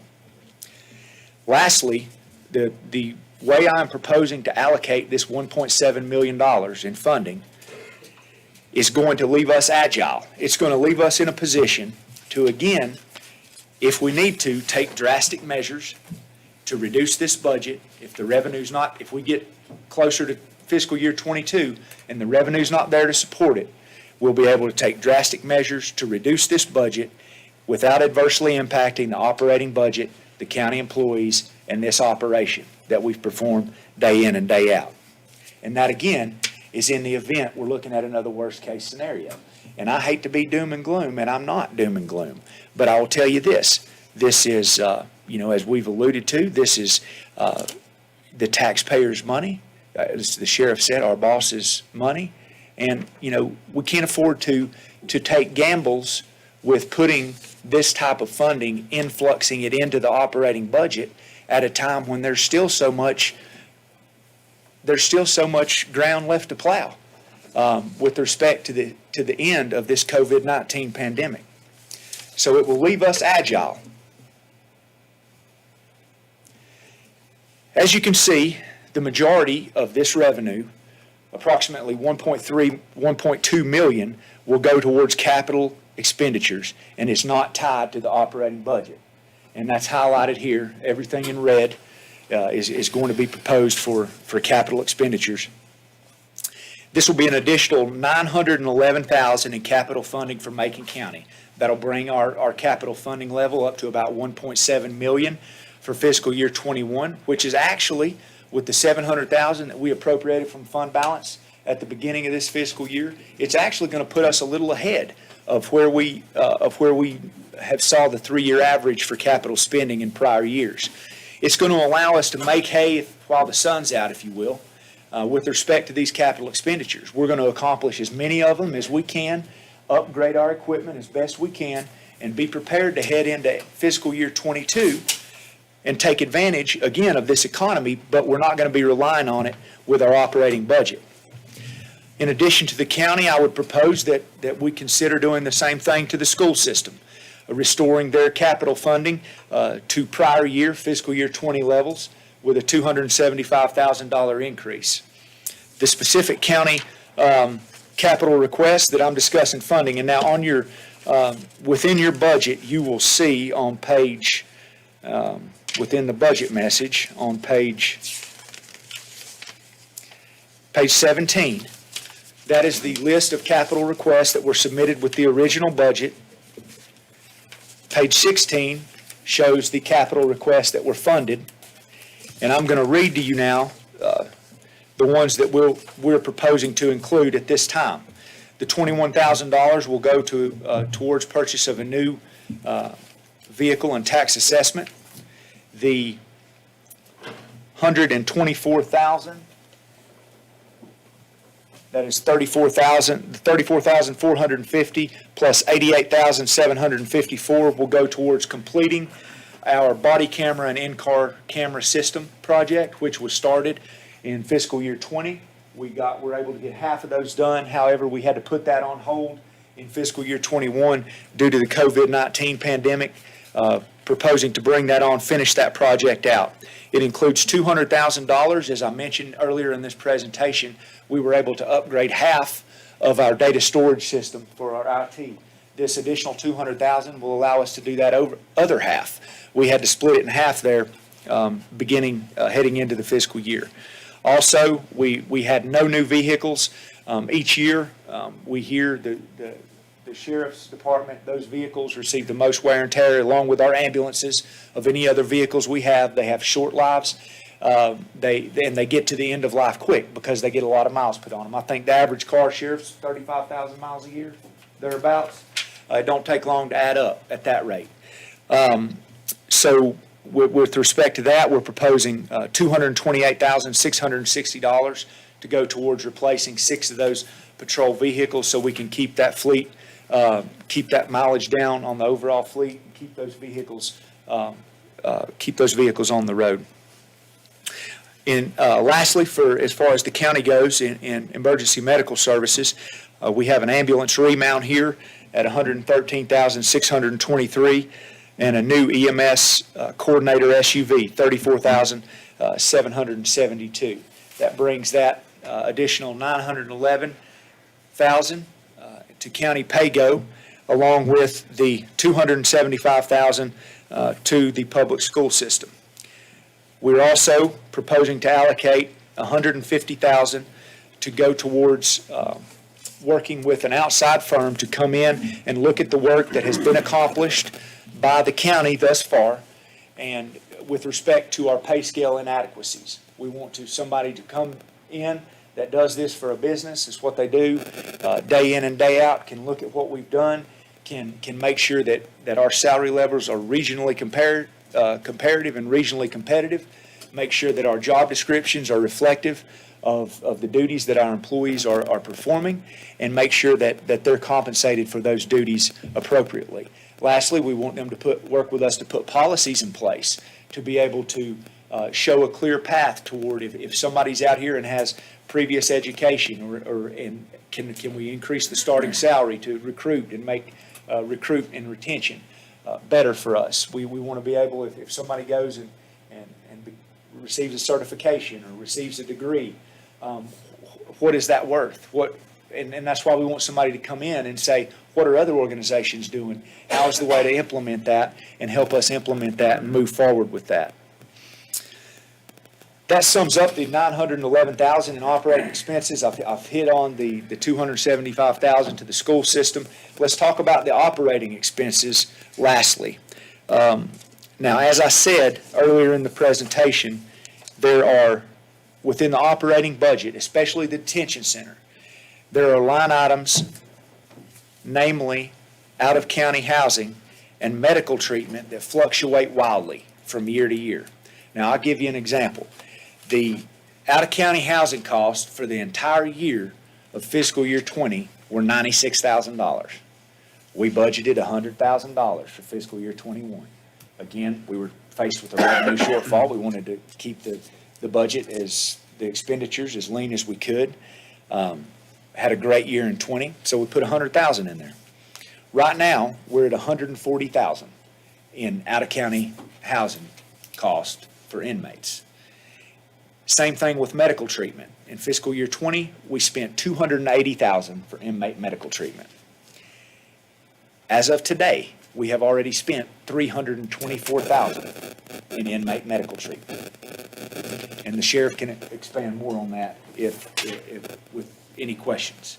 So what we've done here with this, with the funding, we have said, if this trend continues for the remainder of the fiscal year, then how can we offset that?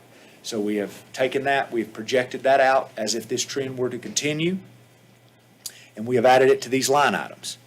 Lastly, the community funding pool was reduced by 50%, $37,500 that you see on there. What we're proposing to do here, many of the organization in the community funding pool, they've worked alongside the county providing services such as food security, mental health services, counseling during this pandemic, and funding them now. It could be argued that it is more important than it's ever been to make sure that they can continue assisting with this COVID-19 effort. As we near the end of this presentation, I just want to give you a visual. The top column, and this chart is on page 15 of your budget book. I've added that very top bar. That shows you where we started fiscal year 21 with only $166,000 in pay-go capital, as I stated, and it was $700,000 appropriation from fund balance there. That's the orange column. Then we reduced the school's funding.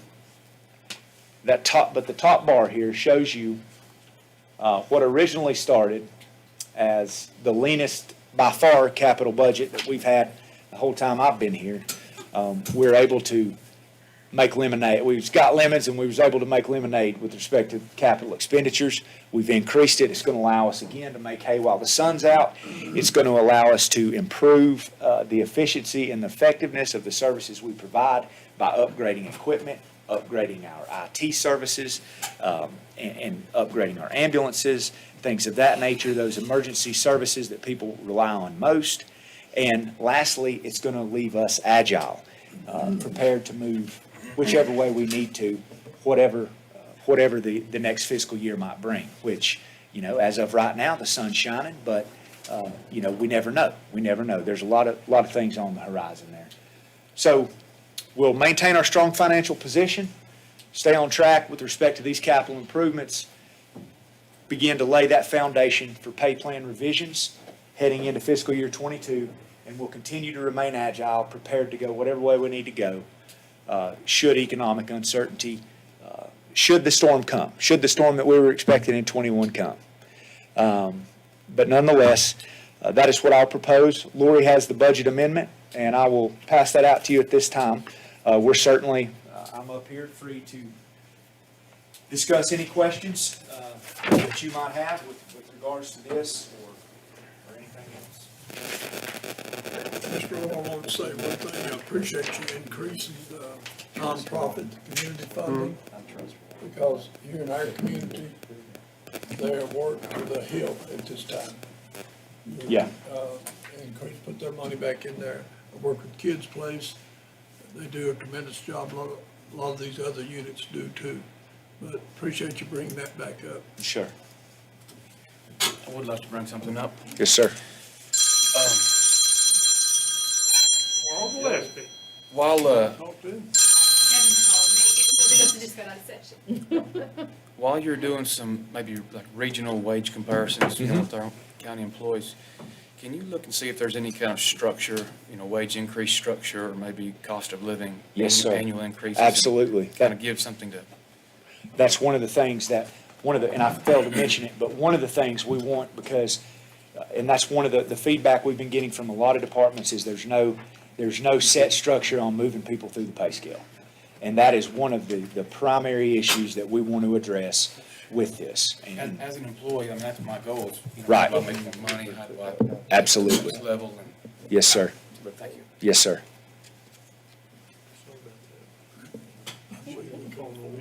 Any comments before I jump in? Hey, Derek, I'm gonna make this speech not only regarding these capital suggestions here that we're considering right now, but I also want to mention this as we head into the budget year. The way I see it is that you are the captain of the ship, which is Macon County. We're your board of advisors. We trust you to run this ship every day, do the best job of your ability. We're the ones that tell you which direction to go, whether you go north, south, east, west, slow down, speed up. We're here as your board of advisors, but we have to trust you to run the ship. When we hear that there's a problem on the ship, we're going to tell you about it, and we're going to expect you to get it correct. And you did that at our last meeting when it came in regards to our issues and the hearing that we were getting from the passengers on our ship regarding COVID.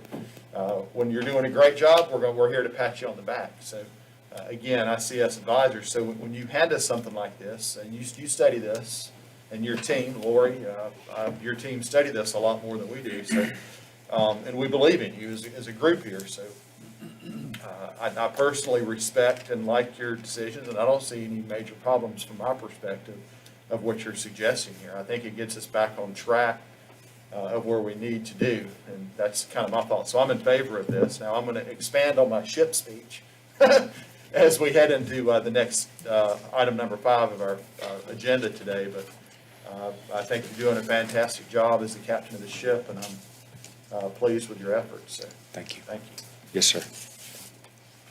And I'll just echo what the chairman said, Mr. Manager, that, when that was probably the hardest budget, I sit here through a lot of budgets, and even during the recession, when you don't know what's going to happen, at least then it was a recession and we knew it, where we had to come up and take money out of fund balance to prop up our departments. But now that we, like Lori said, it's exceeded expectations, and you can't ask for more. And I don't see nothing on this list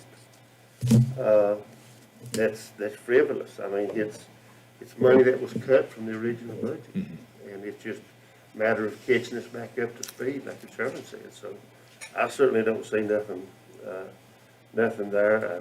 And just like the ambulance, I just asked the chairman about Warren's not here, but about the ambulance remount. And I'm sure, and like the chairman told me, he said, well, that's Warren's idea. Yeah. And the vehicles, we've struggled with the sheriff's department vehicles for many years to catch up with the rotation, And we've got behind, we've caught up, got behind, we're behind now. So I certainly don't see nothing on here that's frivolous or a waste of taxpayer dollars, and we're lucky to have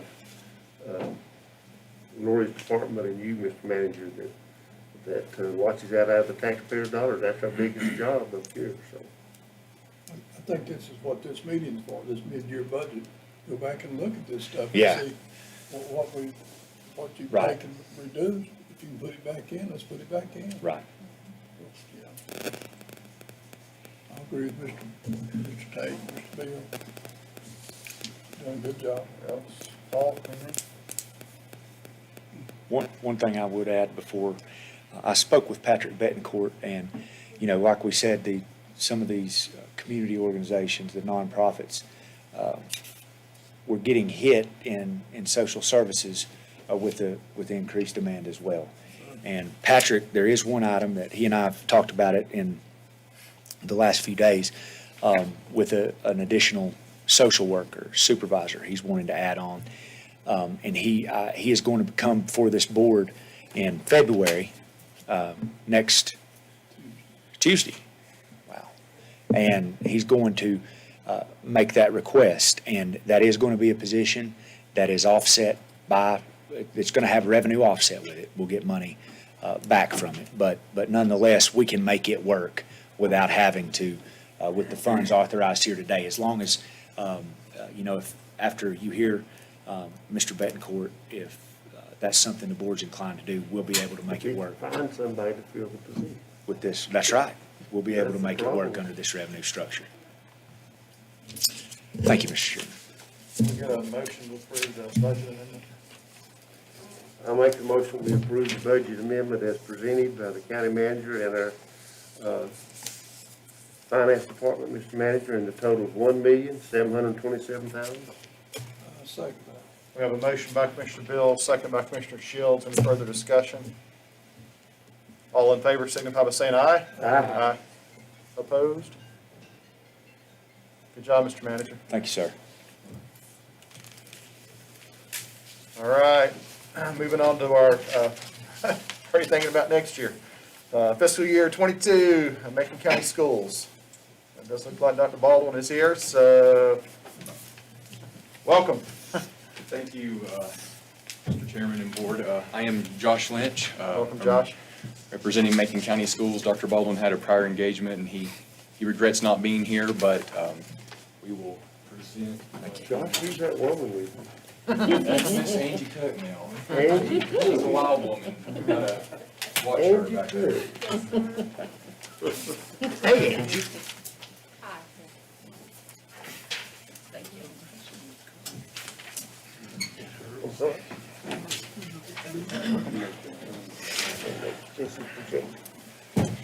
So this personnel request, it is a preliminary, and it has not been approved by our board, but just in projecting what our initial needs are for the 21-22 school year, this is the line items that we were able to come up with at this point. Some things I do want to point out, they're in the highlighted in terms of South Macon, the third and the second grade teacher. Those are due to the state cap numbers that we have to keep our classroom size within those ranges, and it will be 21 for the upcoming school year. We were able, due to COVID, to receive a waiver in regards to that for this school year, but it will go back into that 21 cap size for those particular grade levels, and that is a K-3 initiative, and that is due to increasing reading help at those fundamental grade levels so that we can really have a good, strong foundation there in order for those cap sizes to remain into effect. Fourth grade on does not have any cap sizes, but I did want to point that out. There at Mountain View for the extra month of the custodian, we have 2 custodians there, and that will give each of them 1 extra month in the summertime just to help with maintenance, to help with the stripping of the floors, which takes a great detail of time. Not to mention all the other extra duties that they are having to do in terms of what summer presents, but also in the COVID environment. So that will give them a little bit of extra time there to do what they need to in regards to that. Going on down near the end of the report, in regards to the mental health professionals, as well as the full-time school nurses, we, just walking through the COVID environment of what the school year has presented and all of those challenges, those are areas that we realize that we need more bolstered funding. And we do have some CARES funding that will allow us and enable us to have that as extra support. The only thing in regards to that is it is limited in terms of that funding, and it is not, it's not for the long haul. unfortunately. It is time-bound, and we have, a liquidation date that we have to utilize those funds in regards to. So just for the sustainability of that, it's not within the CARES Act funding that we will be tapping into to have that as an ongoing position. But we do realize the need for that, especially the mental health and the social emotional learning that our students have experienced in regards to learning loss and COVID since last March. So those are areas that we are continuing to seek funding and draw funding down to make sure that we have the supports throughout the district, pre-K through 12, to have for our students.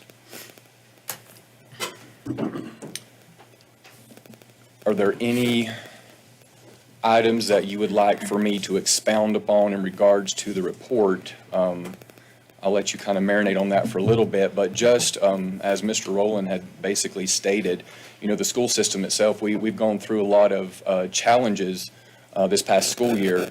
Ever since March, we increased our foods and nutrition services.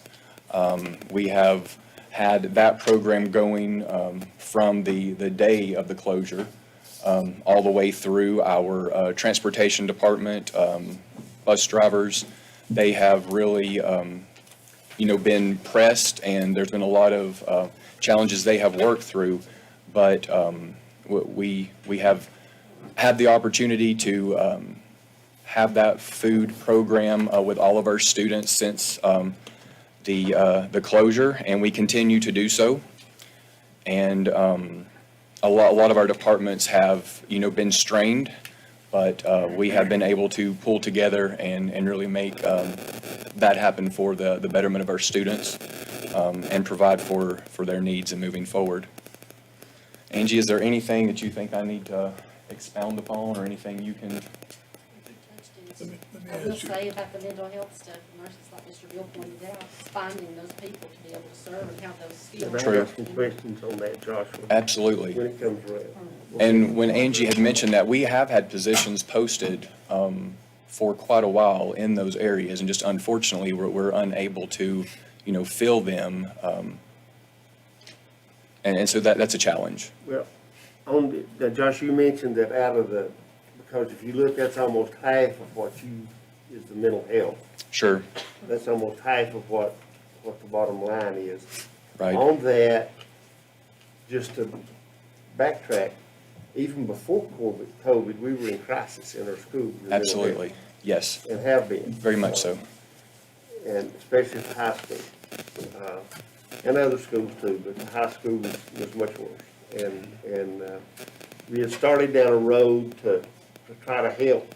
Right. Me and Mr. Shields was very involved in that, to try to help that situation. And then along came COVID, and so, those students have been trying to extend that, but it's difficult. You're not seeing them, they're not in school. But on the 10 additional, that's gonna be a heavy lift. We can't find, at No Wrong Door, we're struggling to find folks now. Sure. As mental health continues to evolve, is one of the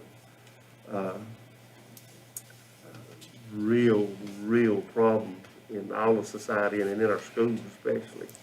So out of that, my question to get to that, Josh, is you said there would be some monies in there. I know it's not reoccurring funds. I Right. know that. Out of that 820, do you think 50%? How much of that money is there for this purpose now? So currently, we have two PRCs, PRC 169, PRC 170. And they deal with the social emotional learning, and the item code within that chart of accounts is for a mental health provider. So we have about, was it 160? I have about 160 that we, in the initial allotment, that hopefully will hit, the grant is not due until March. Hopefully we'll know something, have an award by April or May. So it's really projecting till next school year, was what we're looking at. But about $160 at this point, or $160,000 at this point. that we know that we can hopefully tap into. And that's, still far off the mark as to what we would be requesting. Right. We're hopeful that we will be receiving some more of that funding source, but we're just not sure how that money is going to allow us to operate. We haven't seen anything definite, but we have heard that we will be getting extra funding, but we're just not sure how it could be utilized. It looks as though it's going to be used to address learning loss, but learning loss is very broad, and I'm sure there'll be a social emotional component in there. But until we get a little bit more direction from the feds, we just don't know at this point. But I can say about In 160,000. March, you'll know a little bit more in March. We'll Sure. really get down to nitty-gritty in May to see where we're at. And so you'll know more then. And- Yes, And there are some unique programs out there for schools because it's a real problem. You can't find them. Right. When you're dealing with with that specialized, students, yes, it's a whole different ballgame. So we're seeing a lot of those kids now right, because there's just nowhere for them Right. to be seen. And so that's just one of the parts, but that's the part I'm really interested in, and I speak for Mr. Shields. So as we go down, Josh, we just ask that just keep us apprised of where that's going, and absolutely. in May, we'll need to really, I guess it's May, right, Mr. Manager? End of April, 1st of May, when we get down to the school budgets and see what, if we can't get the people, Right. that's the key. I mean, I'm one that would support the money. I can tell you Absolutely. that, but And you are right, Mr. Bill. It was a pre-COVID problem. It's been brewing for a while, and like you said, it was at the secondary level. But even at the elementary level, we have noticed over the course of the years, it's really been rampant there. Oh, yeah. And then with COVID and the amount of time that students have been out of school, and then once we receive them, just the plethora of issues that we're having to deal with those students and the supports that they need and the family supports that are associated with that. It can be mind-boggling, but our folks, they do a tremendous job with the resources that they have. But yes, it is definitely a need, and I appreciate your we understanding. understand the need. Go ahead, Gary, no, go. Set the page. Thank you, sir. Thank you. Birthday next week or the next, I can't remember which one. Pre-pandemic. Yes. I had the conversation, we met with all the elementary schools, the teachers. I don't see teacher assistants on here. Yeah, they got some on there. But it's EC, but we were talking about at that time, this time last year, we were getting the ball rolling pertaining to teacher assistants, especially in the third grade, in Right. K-4 schools. Because you had one teacher, 20-some students. They were spending a portion of their day in the TLC concept and not in an academic concept. It was hard, and we had the ball rolling towards more teacher assistants in our schools. But the pandemic, through the cautions that I agreed to, that we took that piece back out. That's still a need, isn't it? Absolutely, that's always a need, Because yes. you've been there, you were the principal that I talked to, and your teachers are in that arena, but Right. K1 was okay. 2 had split, but grade 3, it was about zip. They had it by themselves. And I just didn't see that piece back in here. Paul, you talking about the 2 EC teacher assistants up there? Or the child, or exceptional children, excuse me. Let me ask you another question. The STEM teacher, is that a new addition? Yes, it would be. The guidance counselor is, you've got one at middle school, he left. Is this replacing that person?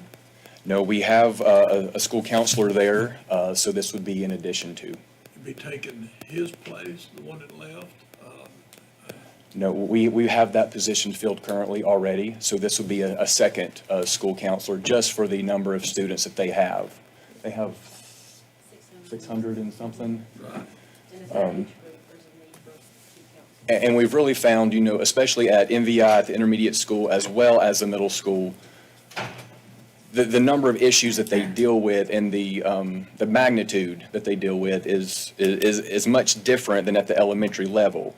And one individual, it's just really hard to serve that magnitude of students with the support that they need when you only have one per 600 plus students.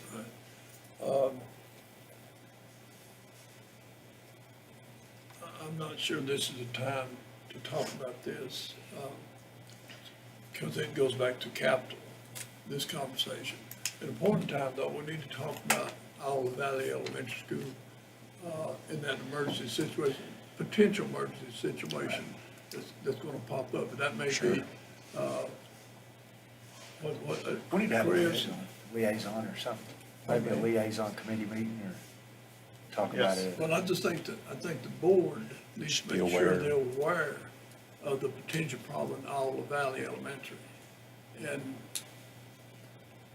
it's on a potential problem, but if Yes. something happens, I don't want you to say, well, I didn't know anything about that. It's a structural problem, It has to do with their, it's the water. the water system with their, Geothermal. yeah, But we geothermal. can still do that next Tuesday night, we can get on that. But you need to know what Todd, Mr. Gibbs. You need to know what we're talking about here. If something happens, I don't want you to be surprised. You want me to put that on the agenda for Tuesday and get it on The liaison committee, I don't know, I'm not on it. I think they need to meet on it with you, Derek, maybe Dr. Baldwin, and discuss it first. And then if y'all want to bring it to us next week, I think that's good. And I think Dr. Ball and I have talked about it. And I think I just think you need to be informed about, so if something And happens it could down be there. a big ticket out. It could be a big ticket item. So, yes, if we could, Josh, if you're okay, I could meet with you, talk to you privately, or you could trust me, and we'll have that, Mr. Gibbs come in and give us an update, or Dr. Baldwin, pertaining to the Olive Valley, what'd you call those holes again? the wells. Geothermal. Geothermal Yeah. situation. I'd be happy to meet with you anytime. I've spoken a little bit with Mr. Gibbs about it. It'd be nice if all of us maybe got together at the same time and got on the same page. Be happy to agree. Right, I think the board needs to be updated though, just in case, it could be a big item. Yes, sir. Yes, and what you said, Josh, and I'll make sure we give it to Mr. Gibbs. Paul, I was just going to say, I don't want to try and get us bogged down on this too much, because I think I heard you say the Board of Education hasn't reviewed this yet. Right. So there's going to be a lot going on here, so I don't want to see us get bogged down in it too much, but if you have questions on it. Just one question. Yes, Can you sir. quantify are these, this proposal locally funded teachers? Why is it locally funded versus state-funded positions? Yes, it would be locally funded, They correct? would be locally unless we get more state, and at this point in time, We just don't know. anything from the state at this point. So those are needs that we have that could potentially affect our local budget How many students do we have going right into now? next year. I'm sorry. What's our student population right now? Right now, I think it's 45. 4,520, yeah. These positions, for instance, at South Macon. Yes. I mean, we have open classrooms available, just sitting there that need a teacher, or have we had an abundance of new student population, or? Yes, Covered that, I'm sorry. those particular grade levels, like currently right now, your second and your third grade class, or your first and your second grade classes are quite high. And so in projection of next year, if we continue on that same student enrollment, then we will need another third grade teacher, another second grade teacher. And they do have the space to be able to, provide for that.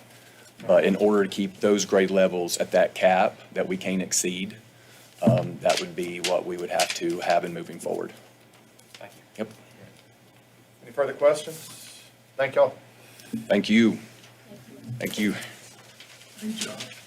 See you, Andy, appreciate it. You got that easy on this one. Take it, man. Somebody stole mine. It's the easiest. Appreciate it. Good seeing you.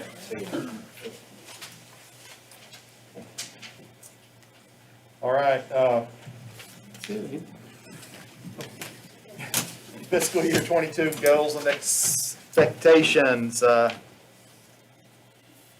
County Board of Commissioners. Unless somebody wants to grab this horse by the reins, I'll be happy to lead off with what I had on my mind. It's your honor, Mr. Chairman, go. All right. Derek, back to my microcosm ship speech. You being our captain, I think, and again, this is my perception only. This board has a lot to do with how we do this, but my perception only is that I think that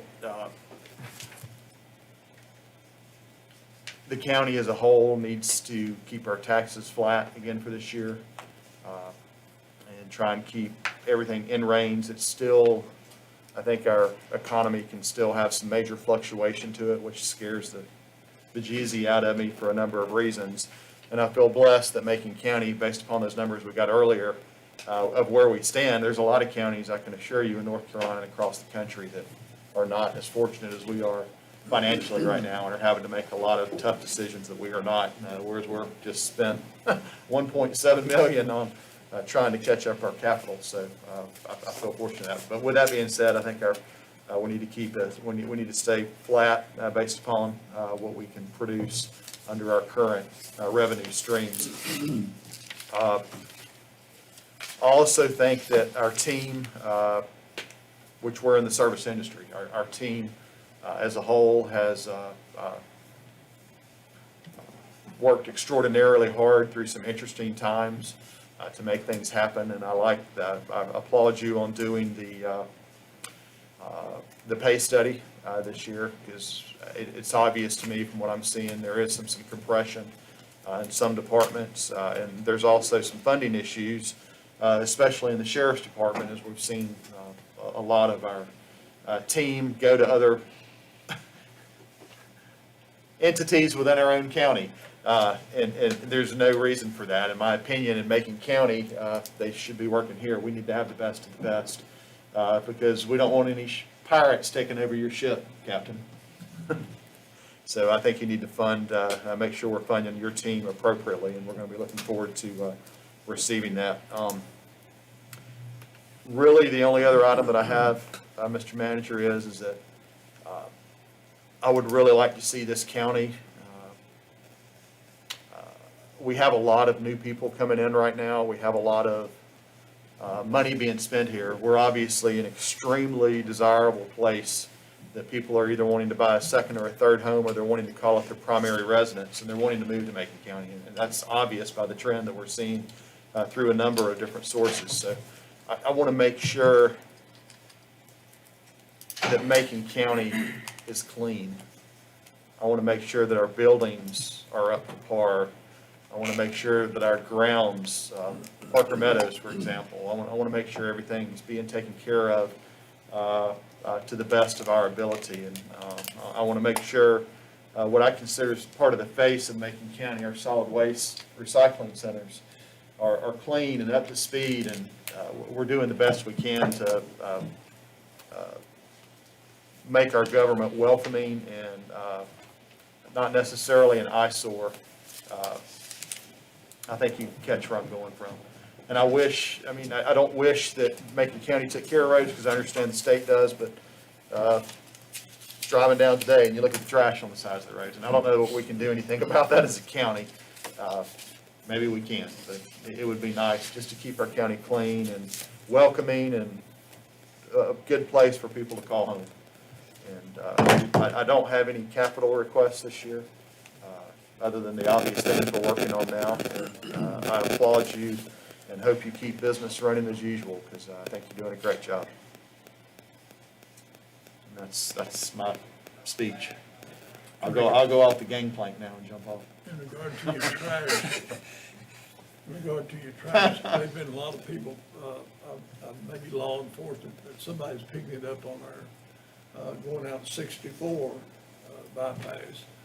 There's been a group out there all week, and last week, because then I saw them going up the Highland Road yesterday. And just a little bit. Most of it's volunteers. To around. follow up, Mr. Chairman, I will give you a quick RPO update. We met last Monday. The DOT funding has rebounded somewhat. They're out of the crisis as they were in. And under that comes the trash pickup. So we're guaranteed twice a year. And that's not that's a human problem. That's what that is. And I have brought that up again, but we will have another pickup scheduled for next month, partially, like from the top of K Mountain to a certain area, so many miles, but it's every road that you see now. And it just seems to pick it up and it's right back. So, but that is in there and that's promised. As far as what we've been allocated as far as DOT projects, everything is pretty much on schedule. The real roadblock still is the maintenance on 106. We'll have more information on that. But most of the other things, we are going to get a lot of bridge replacement ones at Houghton Williams. Ain't that the name of that curve right there, Pop? Yeah. At the airport? Yeah. That bridge? Yeah. So that's on schedule, and to have the road moved over. So that's been funded and let. The Georgia Road continues to struggle. At the top section, some environmental things, but hopefully that's all been settled and it is moving along. 441 from the fairgrounds for the next 3 miles is on but that's been moved to 2024. So those things, and we'll keep updated as they come, Mr. Chairman. If anybody has a road that needs, that you're getting complaints on, we certainly have. They have a great local office and they will respond with as much as they can. But the main thing is we want North Carolina to keep our roads. That's the main thing we want. There's just 4 of us states left now that does it like North Carolina, and your budget would look a whole lot different, Mr. Chairman. But that's all I got. So, thank you, Derek. Again, I think just stepping back into being the face of the county, of making sure that our facilities are clean and welcoming, and all that we can do. I think Chris has been doing a good job with solid waste on the recycling centers that have been redone. I'm really ready to see the other ones redone and looking better, and then making sure we maintain those as we move forward. But even this building, the schools, I think we can step up our game on what we're doing from a maintenance perspective. Anyway, just my 2 cents. Anybody else want to go? I mean, I'll Go ahead, kind of Josh. touch on what you mentioned about the schools and our facilities. And Mr. Manager, do we have somebody that, on an annual basis, that inspects all county facilities, properties, the schools, if there's, if our windows are leaking at the middle school, the building's not going to rot to the ground before we really even know what's going on. Yes. So I want to make sure, again, it touches on what Mr. Tate says Being here. proactive versus. Yeah, be preventative. proactive. Yeah. Secondly, if anybody's been to the high school or middle school track, we're helping change out a few lights out there on a soccer field. It's horrible. Look, there's not a line on the track. It looks like the track was paved in 1970. The high school track isn't much better. And, I feel like it's our jobs to give the kids an opportunity to have a track meet. Even if they were to have a track team and try to have a meet at home, we couldn't play at home or at the high school or the middle school.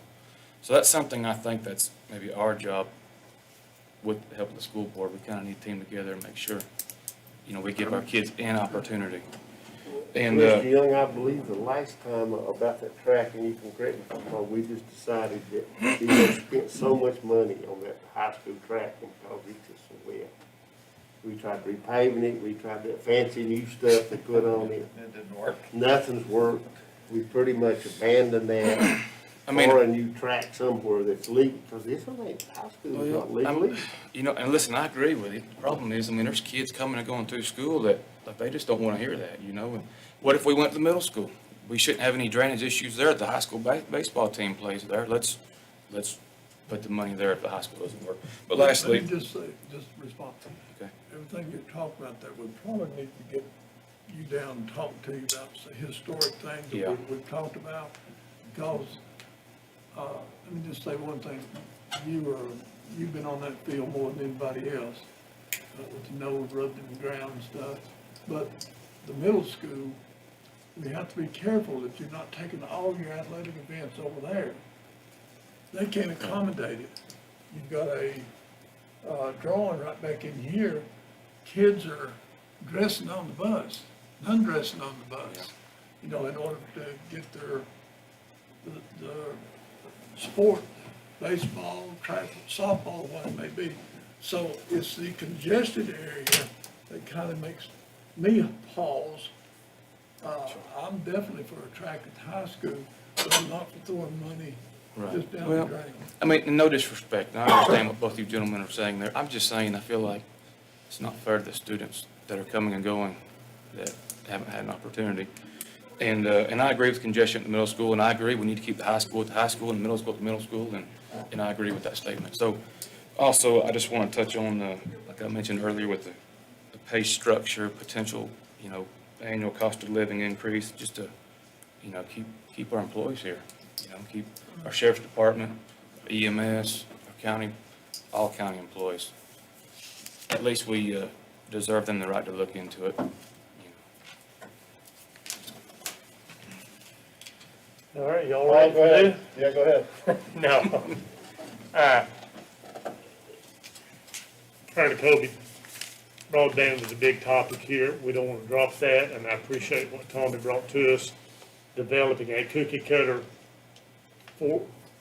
format for the remainder of the county. And I don't want to wait until, if we think this program that we're doing here is going to work in the early stages, we need to more or less copyright that and proceed with applying that in other sections. Highlands is about ready to roll on theirs, I think. We'll get Scaly, I told we just need to go through, and it's gonna cost us some money. Like we were saying, our investment on this project, $223 per potential early client. So certainly on that. And then non-budget related, non-financial related is that it's been on my mind ever since I've been on this board, is representation of this board, how it represents the county. We currently have one commissioner from District 1, one commissioner from District 3, 3 commissioners from District 2. And it's been that way, I guess, since we went from a 3-member board. Ronnie was the only one that was here when that happened. When was that, in the 70s, Ronnie? Or, so I just. It's all based on population and state law, Yeah, but it's up to your districting. You have to- population. Yeah, that's, it looks like a big gerrymander a little bit. And the reason it's coming, you know, if you live in District 2 and you want to run for county office, and I applaud people that want to seek office. If you live in District 2, you can run for office every 2 years. If you live in District 1 and District 3, you can only run for office every 4 years. So the topic of discussion, at some point in the next couple of board meetings or whatever, I just want to have an opportunity for 10 or 15 minutes or whatever to have a board discussion on how could we more equitably present to everybody in the county. If they want to seek public office at the highest level in the county, they can do that equally regardless of which district you live in. And that's all I got to say. Motion to adjourn, Mr. Chairman. No comments on the, Second. On that, what policy? no, on board expectations, goals and expectations for, Yeah, I think that, you know, if we have the money, some of these things we've kept putting off for these years and years and years, it just keeps costing money. Commissioner Young mentioned some things, and I think it's time we backtracked and looked at some of them, even though our borrowing ability is gonna be limited somewhat now because of middle grade, but there's some capital projects that we just keep postponing, And the prices keep going up, and it's not gonna change, so I would hope we can really look at some of those things in this upcoming budget and, Maintaining what we have. yep. And the revow is when? 2023, Huh? 2023. Well, see, that's gonna be a different world with the revow. So, we need to, you know, sort of get prepared for that too, because it's gonna be a whole big different thing, so. But, enjoy today, Mr. Second for Mr. Bill's motion. We got a couple more items, sorry. Commissioner Shields? I think my concern was, and we'd already discussed it, would be the Owl Valley, making sure that the board knows that. Okay. And, about the pay, that, I didn't want, we heard all the volunteer things this morning, county volunteer, that people are who losing their sick leave or whatever it may be, have to use their annual leave, that we need to do something, where the people aren't penalized for going out here doing a good job. All right, I agree, Mr. Manager. Any questions for us? No, sir. I don't know, I think we're about as clear as mud, so. Crystal. Keep your chin up. Crystal mud. Keep your chin up, Mr. All right, Mr. Manager, we have distribution of the proposed budget calendar. Can we get a motion to approve that?